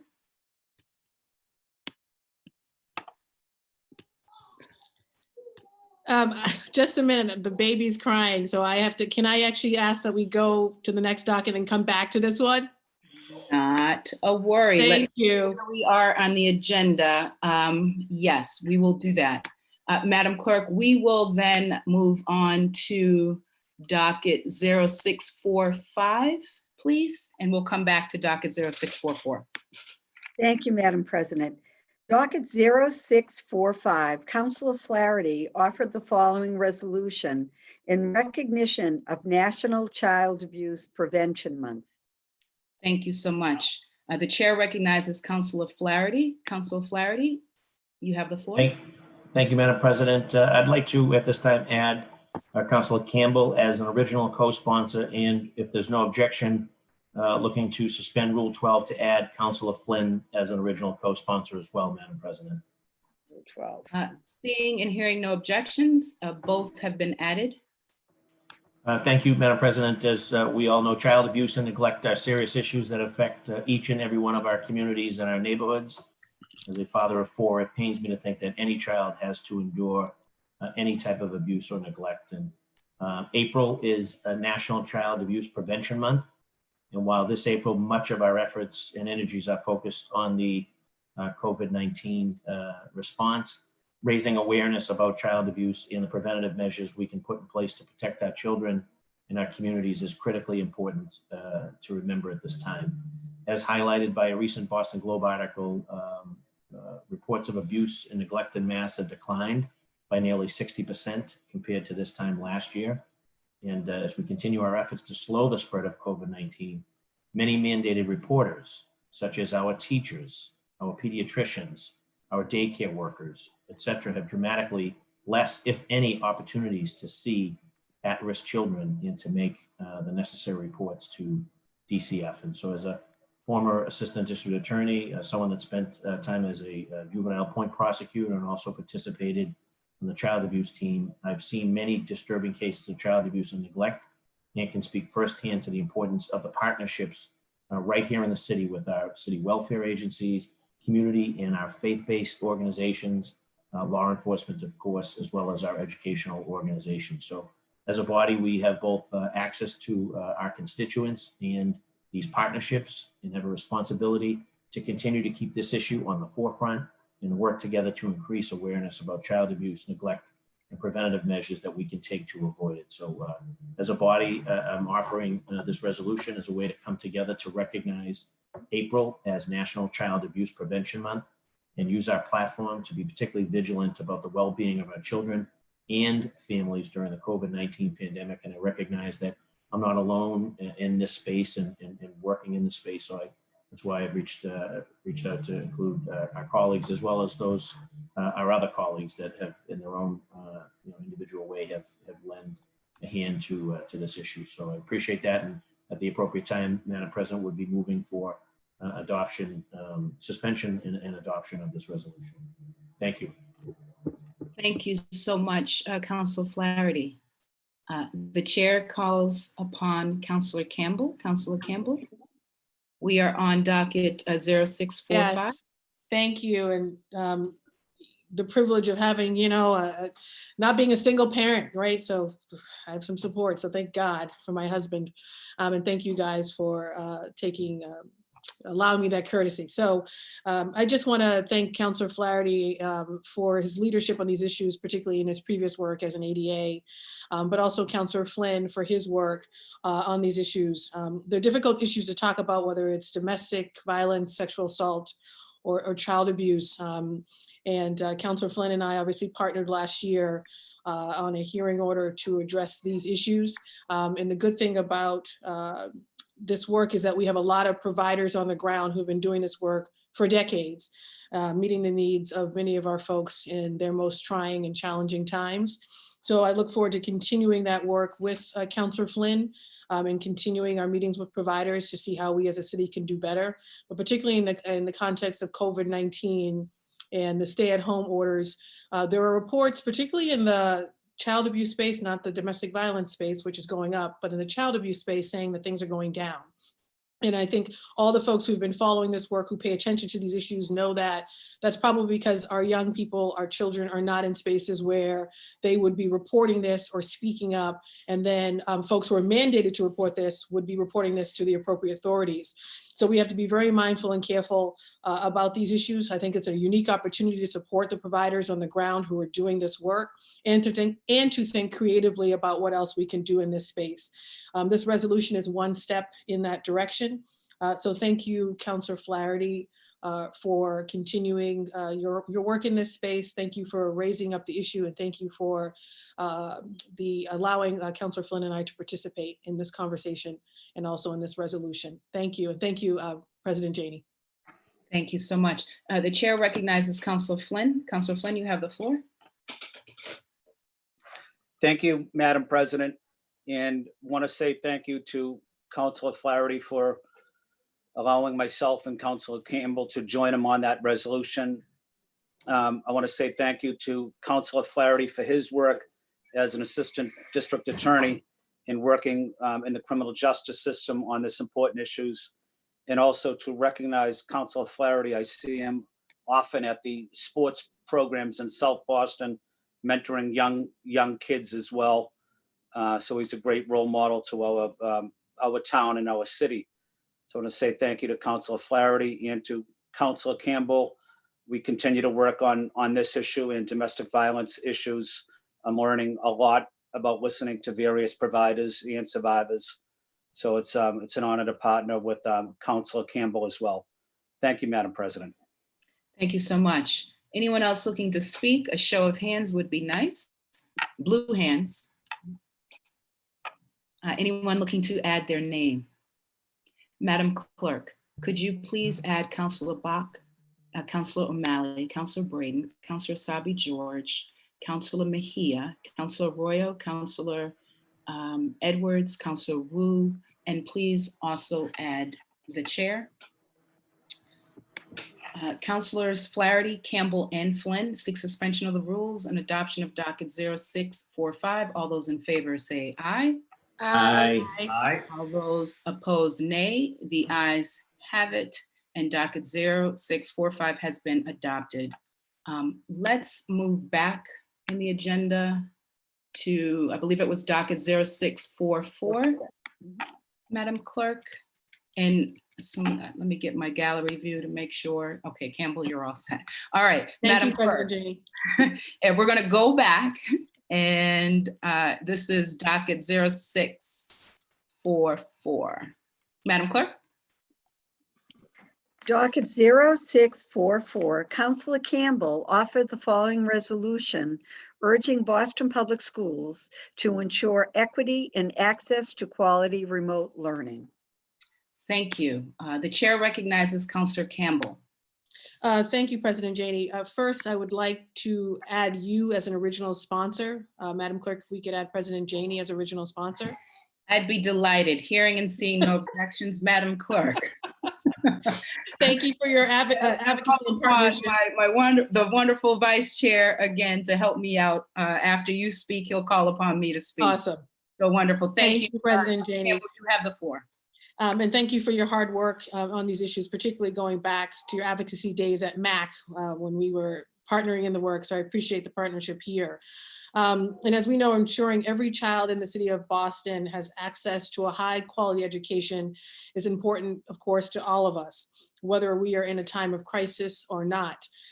Because of COVID-19, Boston Public Schools has closed and been closed since March 17, relying on a remote learning experience to meet the educational needs of our families. We heard from the superintendent and her team just yesterday during our BPS budget hearings about the district's efforts to support families, students, and our teachers during these unprecedented times. And I want to thank them again for their hard work in this space and also in this crisis. As we have all acknowledged, the lack of universal access to technology and broadband internet in the city of Boston, there is a lack, but especially amongst communities of color and low-income residents. So this means, of course, that some students have limited access to remote learning or none at all. I've heard from parents who have kids in BPS, private schools, charter schools, and their reports of how their kids are receiving education vary drastically. And I know parents are wondering two things, and I think two things are at issue here. One is, how do we ensure that all of our students have access to remote learning? And that means the technology, the Wi-Fi connection, the software. But how do we also ensure that that remote learning is high quality, and that all students continue, of course, to learn and grow while they're out of the classroom? So glad to be introducing this resolution today with President Janey. It's a resolution, not a hearing order. And the hope is that given how busy BPS is on the front lines and doing this work, that they can just give us the information, provide the information that can be recorded and placed on file every week and filed with the clerk's office so that we don't have to keep frankly bothering them during this time. And the resolution calls for 5 different things. The first is that BPS update us on the number of BPS students who have full access to internet service and a computer, and the number of students who do not, the number of students who have requested internet service and computers and who do not have them, the number of Boston students who are unaccounted for when it comes to providing full access to the internet and a computer, the attendance rates in remote classrooms at each Boston Public School, and the assignment completion rates at each Boston Public School. I know that the district and the mayor's office has been working incredibly hard to get out Chromebooks. Many folks in my district have been recipients of that, and I want to applaud those efforts. Of course, we want to applaud the efforts around the food distribution as well. What we also know, though, is that there is not a citywide standard for high quality remote learning. Access to educators and materials varies by school and even within schools, with some students reporting several virtual sessions per week with the teacher and some reporting 1 or none. Access also varies by the student's housing situation. How are we meeting the needs of our homeless students, those who are living in foster care or group home? How are we meeting the students who are on IEPs, individual education plans, our special needs students, our English language learners? These were challenges for us as a district before COVID-19. Those have not gone away. How do we do this while we still don't have an agreement with the BTU? I know there was some conversation that is supposed to be resolved this week. Clearly that's still ongoing, but that too informs how we deliver our remote learning experience and how we support our teachers who need supports around the technological piece. Students who are already struggling in schools, of course, are likely to be more impacted by this. Trauma and mental health continues to be an issue for our students. This does not get at all of that, but I raise it up because it is important. And also what worries me, without equitable access to a quality remote learning experience, most of our vulnerable students will fall behind, and of course, achievement gaps will deepen. I don't ask for these data and metrics to create unnecessary work for the district or frankly, to blast them for not being perfect. None of us are. These are unprecedented times. It requires all of us to learn, to adapt, to invoke new ways of doing business. Zoom is not my forte, yet I'm on Zoom, raising a blue hand. So this is not about blasting, this is about information, this is about transparency, this is about ensuring that this data, which is, I think, important, can be delivered not only to us as a council, but also to the public so that they can also support our efforts in ensuring that every student has a high quality remote learning experience. Thank you, President Janey, for the partnership. And thank you, Mr. Vice President. Oh, seeking suspension of the rules and adoption. Thank you very much to the district counselor from Mattapan. The chair now recognizes the council president and district counselor from Roxbury. Counselor Janey, you have the floor. Thank you so much. I'm delighted, as I mentioned, proud to offer this resolution alongside my colleague, Counselor Campbell. As we know, as she's already mentioned, and I'll keep my comments brief, there are deep inequities in our education system. And as a longtime education activist, as a child advocate, as someone who comes from a family of educators and has dedicated much of my career to education policy, parent engagement, and education advocacy, you know, my focus has always been on implementing policies, programs, and practices that will increase access and opportunity and equity for every BPS student. As I mentioned earlier in yesterday's hearing, and many of you have also mentioned, COVID-19 has and will continue to exacerbate already existing challenges within our school system, namely the opportunity and achievement gap. And as we have transitioned to remote learning, I'm deeply concerned that Black, Latino students, as well as our English language learners and students with disabilities, are at a disadvantage. This is especially true of students who are coming from disadvantaged neighborhoods. When we just think about how uneven things may be for our young people, you know, some of our young people live in large homes, single family homes with few people. And some of our young people, some of our students live in crowded apartments with lots of people. And so assuming that our young people even have a Chromebook, and I believe we heard yesterday that only 43% of students have the Chromebooks, assuming that you even have one, your experience in terms of your learning environment at home might be really difficult and not necessarily conducive to learning. I know how hard our educators are working. I know how hard our parents are working trying to navigate this new reality. I know that they are doing everything that they can. Some of our students, if they have a Chromebook, they still may not even have internet connection. So we know that despite the best efforts, we need to do more to ensure that our young people are able to continue with their learning. And that they will have the tools that they need so that we are in fact dealing with the existing gaps and not creating new gaps through the COVID-19 pandemic. So despite how difficult things are, I think it is really important, and I'm again proud to join Councillor Campbell in calling for this important data, this information that we need to ensure that our young people are in fact learning during this time. And that they have the services that they need. And this is especially true for young people who are vulnerable. Councillor Campbell already highlighted, you know, young people who are on IEPs and who may not be getting the services that they need. So this is really important. Proud to join in this resolution, calling for seeking suspension of the rules and passage. And I hope that all of you will join in this effort. Thank you so much. Thank you, Madam President. The chair now recognizes the at-large council from Dorchester. Councilor Mejia, you have the floor.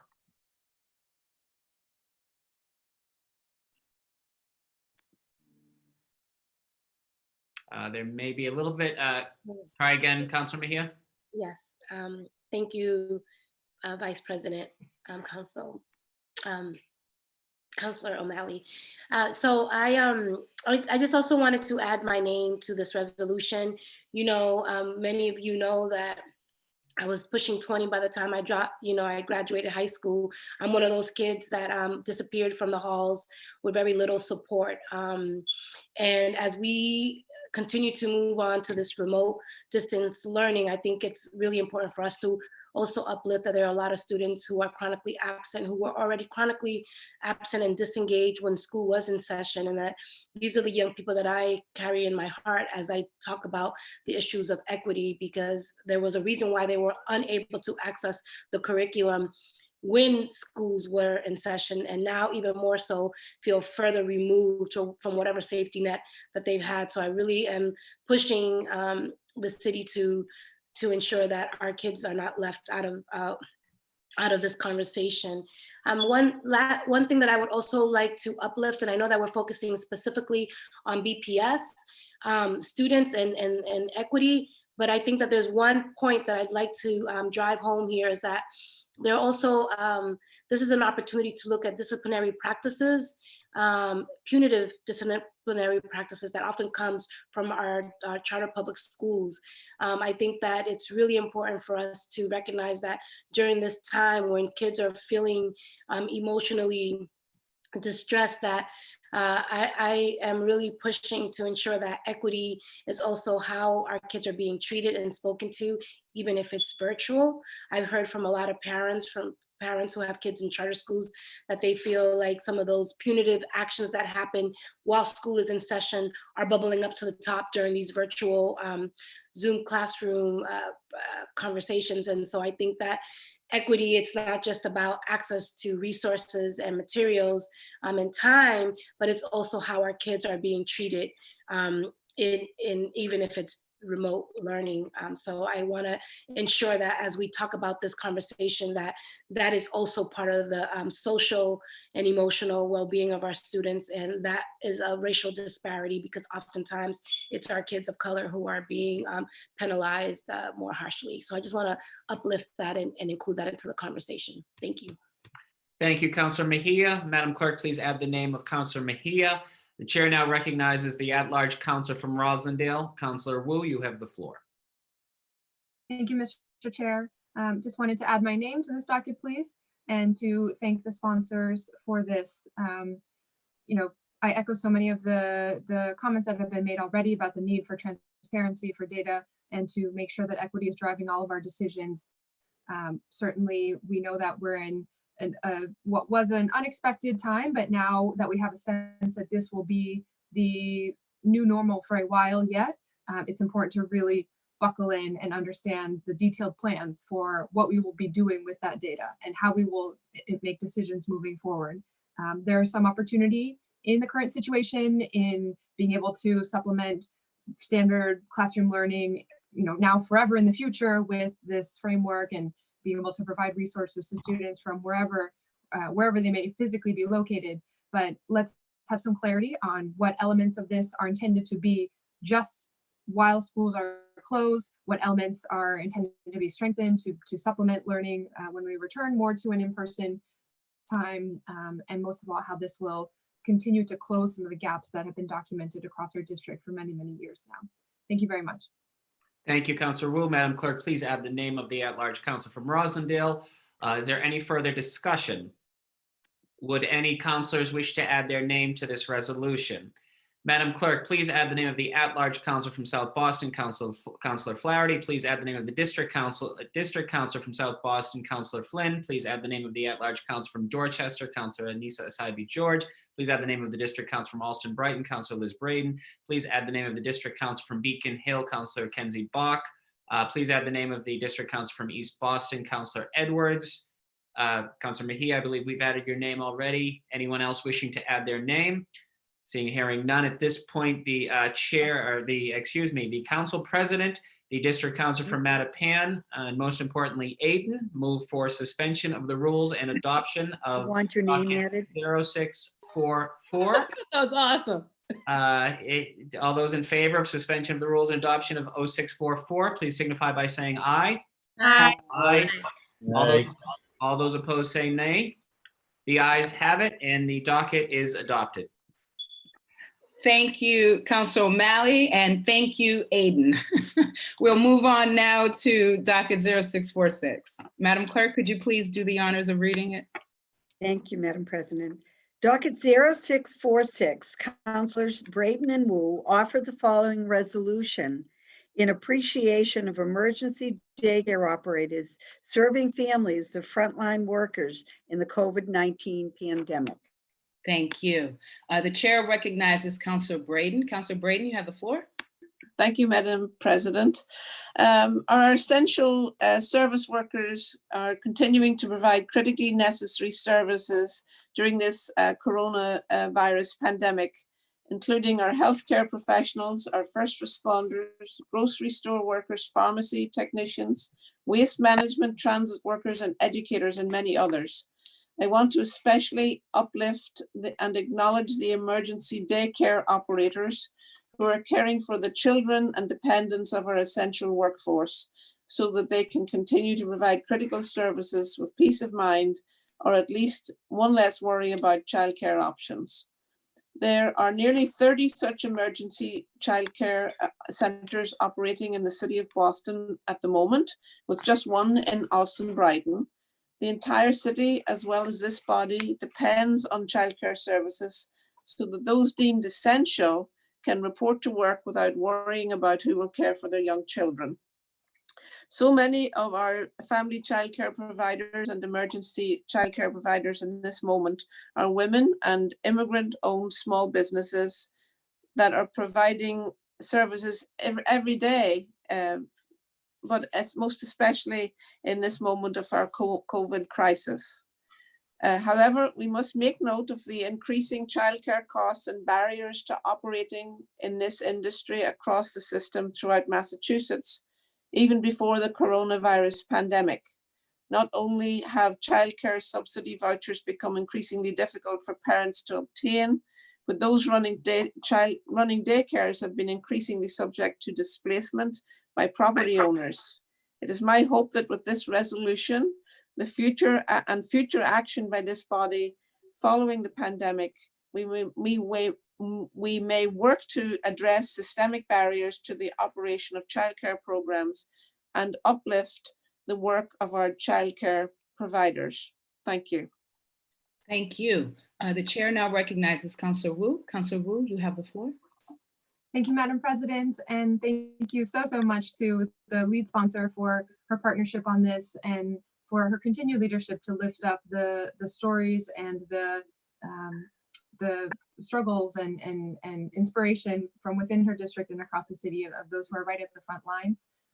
It's sad, but clarifying that so many of the workers who have been struggling for generations now to receive the respect, fair pay, access to benefits, basic decency are, when it comes down to it, essential to our safety and our economy in so many ways. We're seeing that really highlighted in this crisis with the sharp divergence between those who are, certainly stressed, but largely just inconvenienced by the shutdowns, who are able to continue working from home, who are able to now, go on video conferences and do their work remotely, compared to those who continue to risk daily exposure to the virus while they are serving every single one of us and making it possible for our families to continue to survive and thrive and be safe right now. So I look forward to taking up this issue, as Councilor Braden said, not just in the context of the immediate pandemic, but over the long term of how do we really recognize the value, the worth, and the importance of childcare and make sure that we are doing our part to make that accessible to everyone, but also support the workers and the incredible workforce that do that day in and day out. Thank you very much. Thank you so much. I invite colleagues who wish to speak to raise their blue hand, calling upon speakers at this time. If anyone would like to add their name, you are free to do so at this time. And Madam Clerk, if you could please add Councilor Bach, Councilor Flynn, Councilor O'Malley, Councilor Edwards, Councilor Asabi George, Councilor Mejia, Councilor Campbell, Councilor Flaherty. Please also add the chair. Counselor Braden and Counselor Wu seek suspension of the rules and adoption of docket 0646. All those in favor say aye. Aye. Nay, the ayes have it, and docket 0646 has been adopted. We'll now move on to personnel orders. Madam Clerk, could you please read docket 0647? Thank you, Madam President. Docket 0647, Counselor Janey for Counselor Mejia. Counselor Mejia seeks suspension of the rules and passage of docket 0647. All in favor say aye. Aye. Aye. Opposed, nay. The ayes have it, and docket 0647 has been passed. Madam Clerk, could you read docket 0648? Thank you. Docket 0648, Counselor Janey for Counselor Mejia.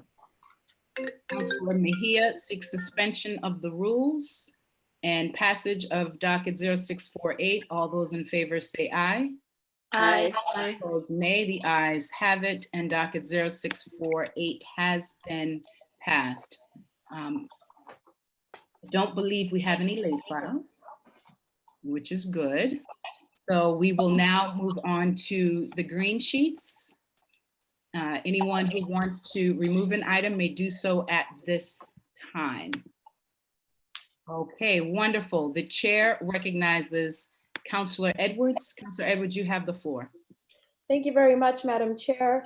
I wanted to direct my colleagues to page 7 of 23. Okay, and I'm going to take a moment to pause right now.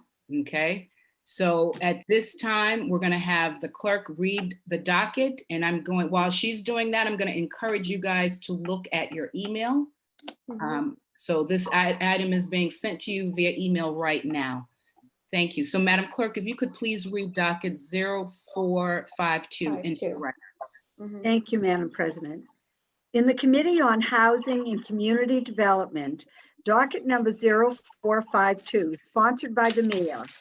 Message and order authorizing the City of Boston to accept and spend an amount of 100, okay, all right, of $130,415 in the form of a grant for the Fair Housing Assistance Program awarded by the United States Department of Housing and Urban Development to be administered by the Fair Housing and Equity Commission.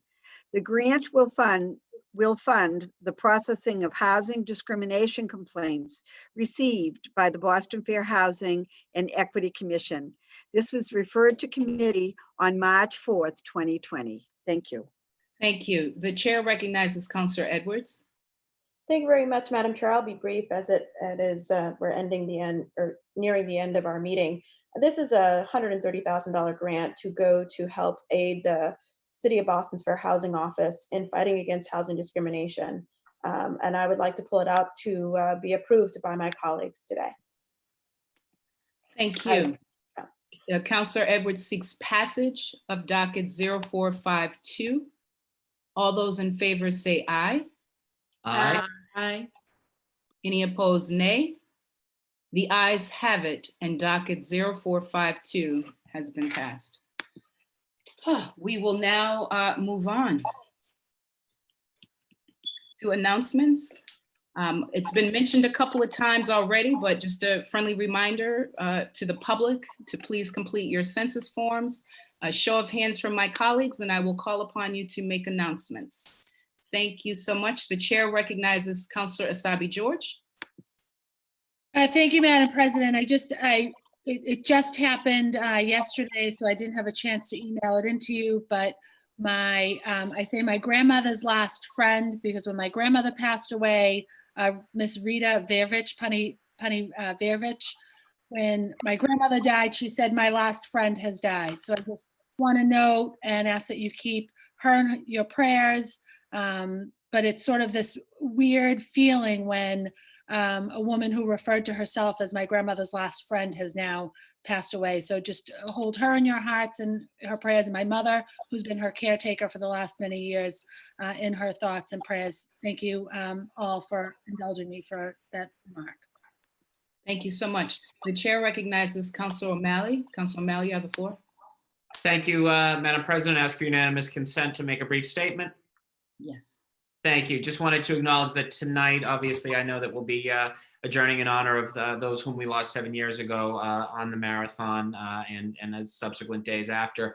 But tonight, to recognize One Boston Day at 7:30 p.m., the Boston Police will lead a cavalcade to commemorate the anniversary of the marathon bombing.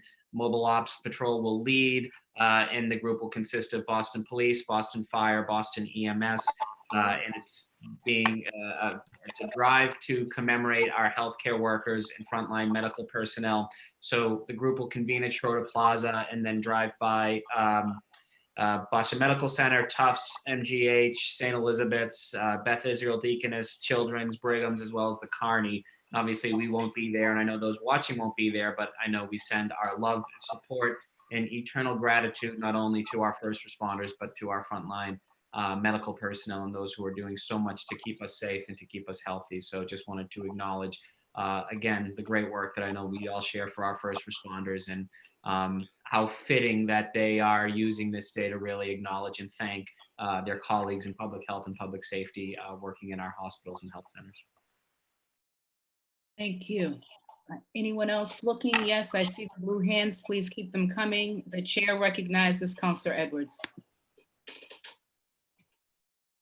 Thank you very much, Madam Chair. I wanted to acknowledge that we're all rooting for our colleague's mother, Gabriella, that she pulls through. We know that she is struggling right now and with the COVID virus, but we're standing collectively together with her. She announced this, by the way, on Facebook, so I'm not outing my chief's situation, but it was announced, and we just want to let Gabriella and her mother Nina know all of our thoughts are with her right now. We are certainly praying.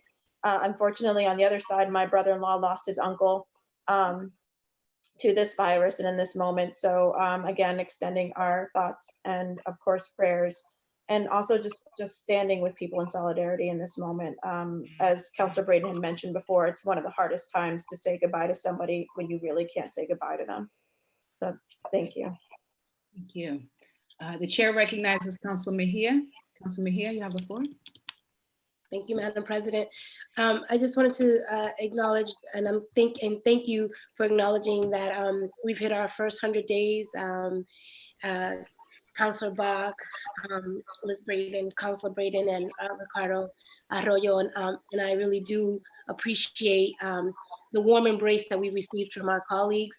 You know, in many ways, I'm learning how to do this job while I'm on the job, and having the support of those who have been in office a lot longer. You know, I'm deeply grateful for your guidance and your leadership. And during these times in particular, when we're all being asked to step up in ways that we were probably never even prepared for, I'm just really grateful to the council for the issues that we are tackling and the way that we're looking at how we can continue to drive the conversation around equity. And one thing that I will say is that I don't want to go back to the way things used to be. Everybody keeps saying they want to go back to the way. No, I want us to really utilize this opportunity to move forward and to push ourselves to rethink how we do policy, and to be really intentional about recognizing that this moment in time has been created for us to recognize that we can continue to do business as usual, and how we've been able to transition to a virtual world, right? And how we're holding these hearings via Zoom and having conversations around language access. All of these things are really helping us build the type of foundation that is going to ensure that everyone who is deeply impacted by the decisions that we make every single day have a pathway to be able to be heard. So I just want to thank you. I want to thank the City Council Central staff for doing an amazing job at keeping us connected during these times, and to thank my colleagues on the council for helping us acclimate in our first 100 days in representing the city. So thank you all. Thank you so much, and thank you. I think many of us are mentioning the importance that we don't go back, that this crisis is magnifying and shining a light on many of the inequities, and that's not something we want to go back to. I've been saying, I don't want to go back, I want to go better. So that's what we need to continue to push for. As all of you know, and maybe some of those who are watching may have heard, unfortunately, we have lost a Boston police officer to COVID. We continue to lose life across the Commonwealth and within our city. And as we close out, we will continue to lift up all of those, as well as the individuals from my colleagues. So with that being said, we will now move to adjourn our meeting.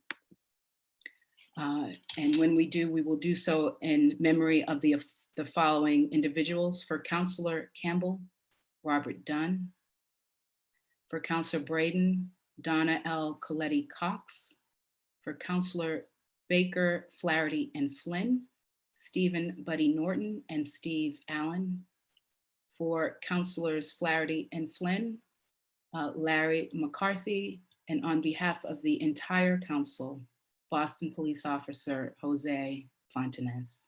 A moment of silence.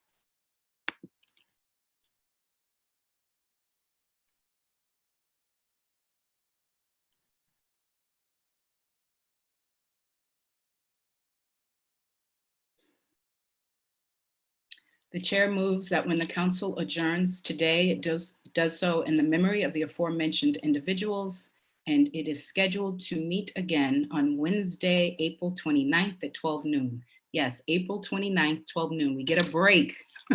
For the safety of the general public and all involved, this meeting will be held remotely via Zoom and posted online. Viewers can watch the council meeting live on YouTube by visiting boston.gov/city-council-TV.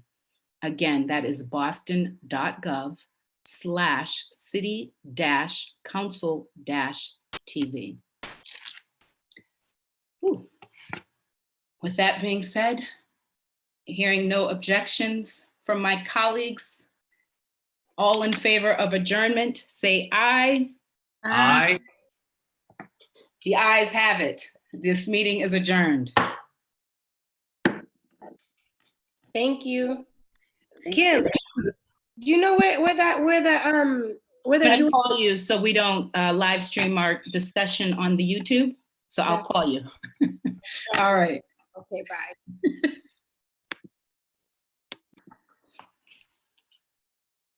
Hey Siri, oops, let me get out of here. Hey Siri,